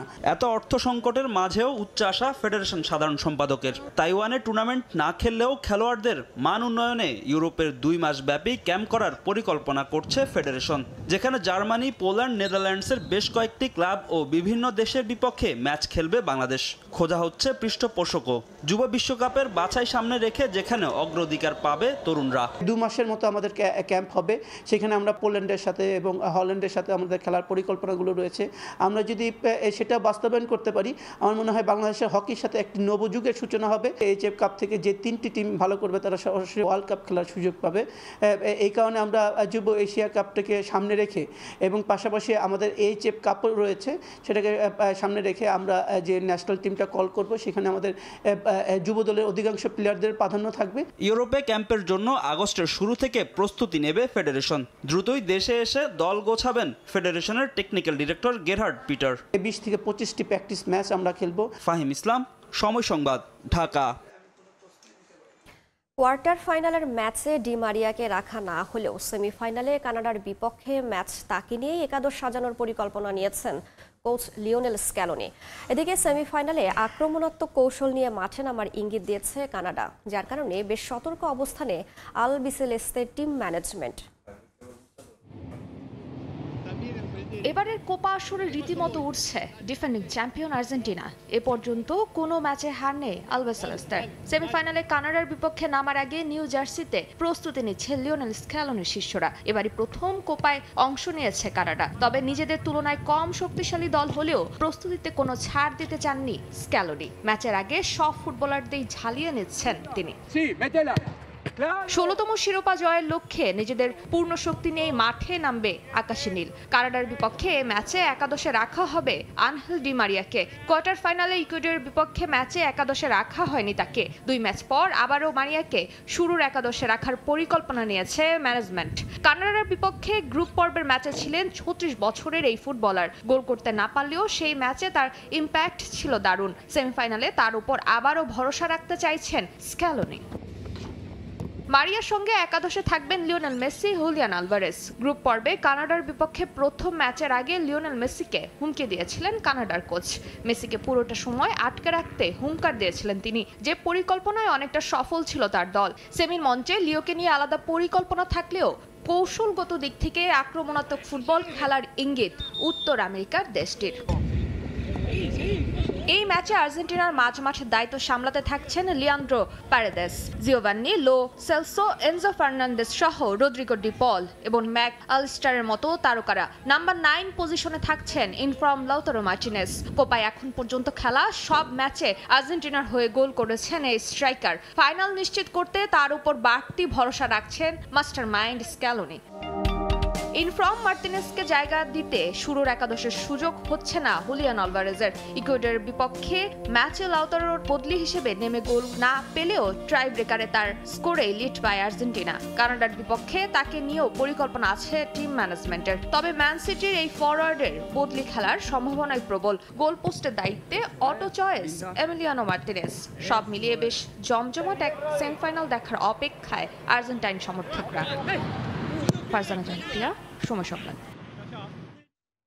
কোপা আমেরিকার সর্বোচ্চ গোল স্কোরার হওয়ার রেকর্ড হাতছানি দিলেও তা এখন অনেকটাই ফিকে লিওনেল মেসির জন্য।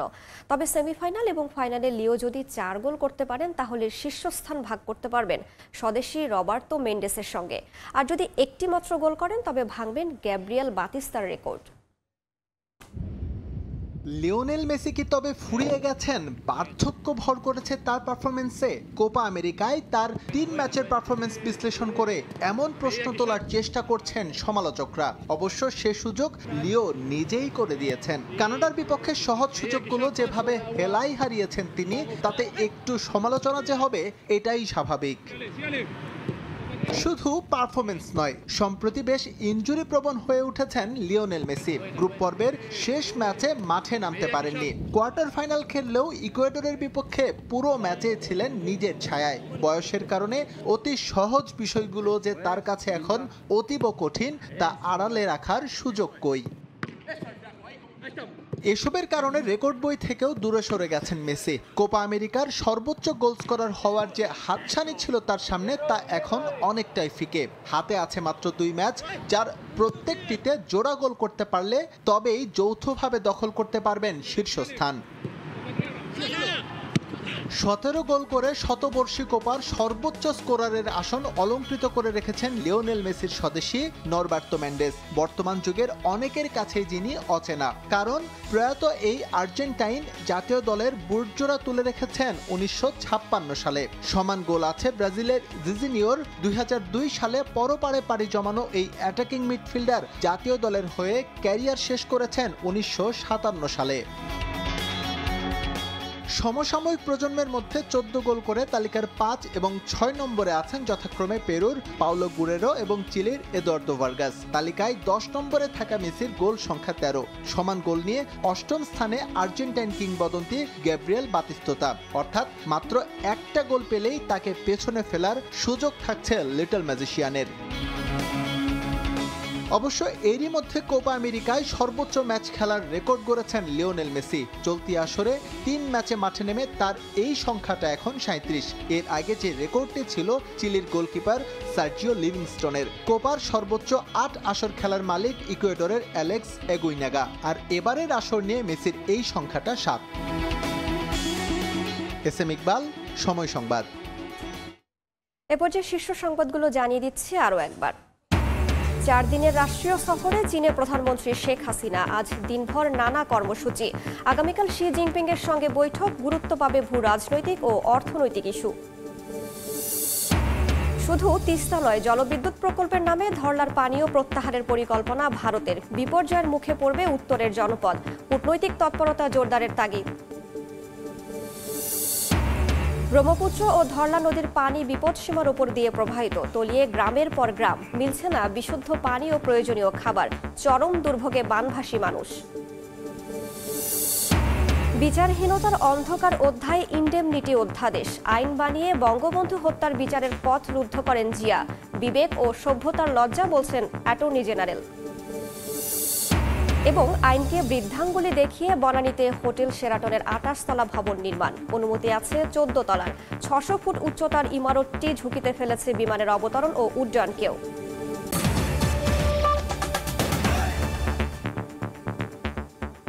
এই ছিল ভোরের সময়ে। সকালের সময়ের সঙ্গে থাকবেন সহকর্মী মনির হোসাইন। ধন্যবাদ রাইসা।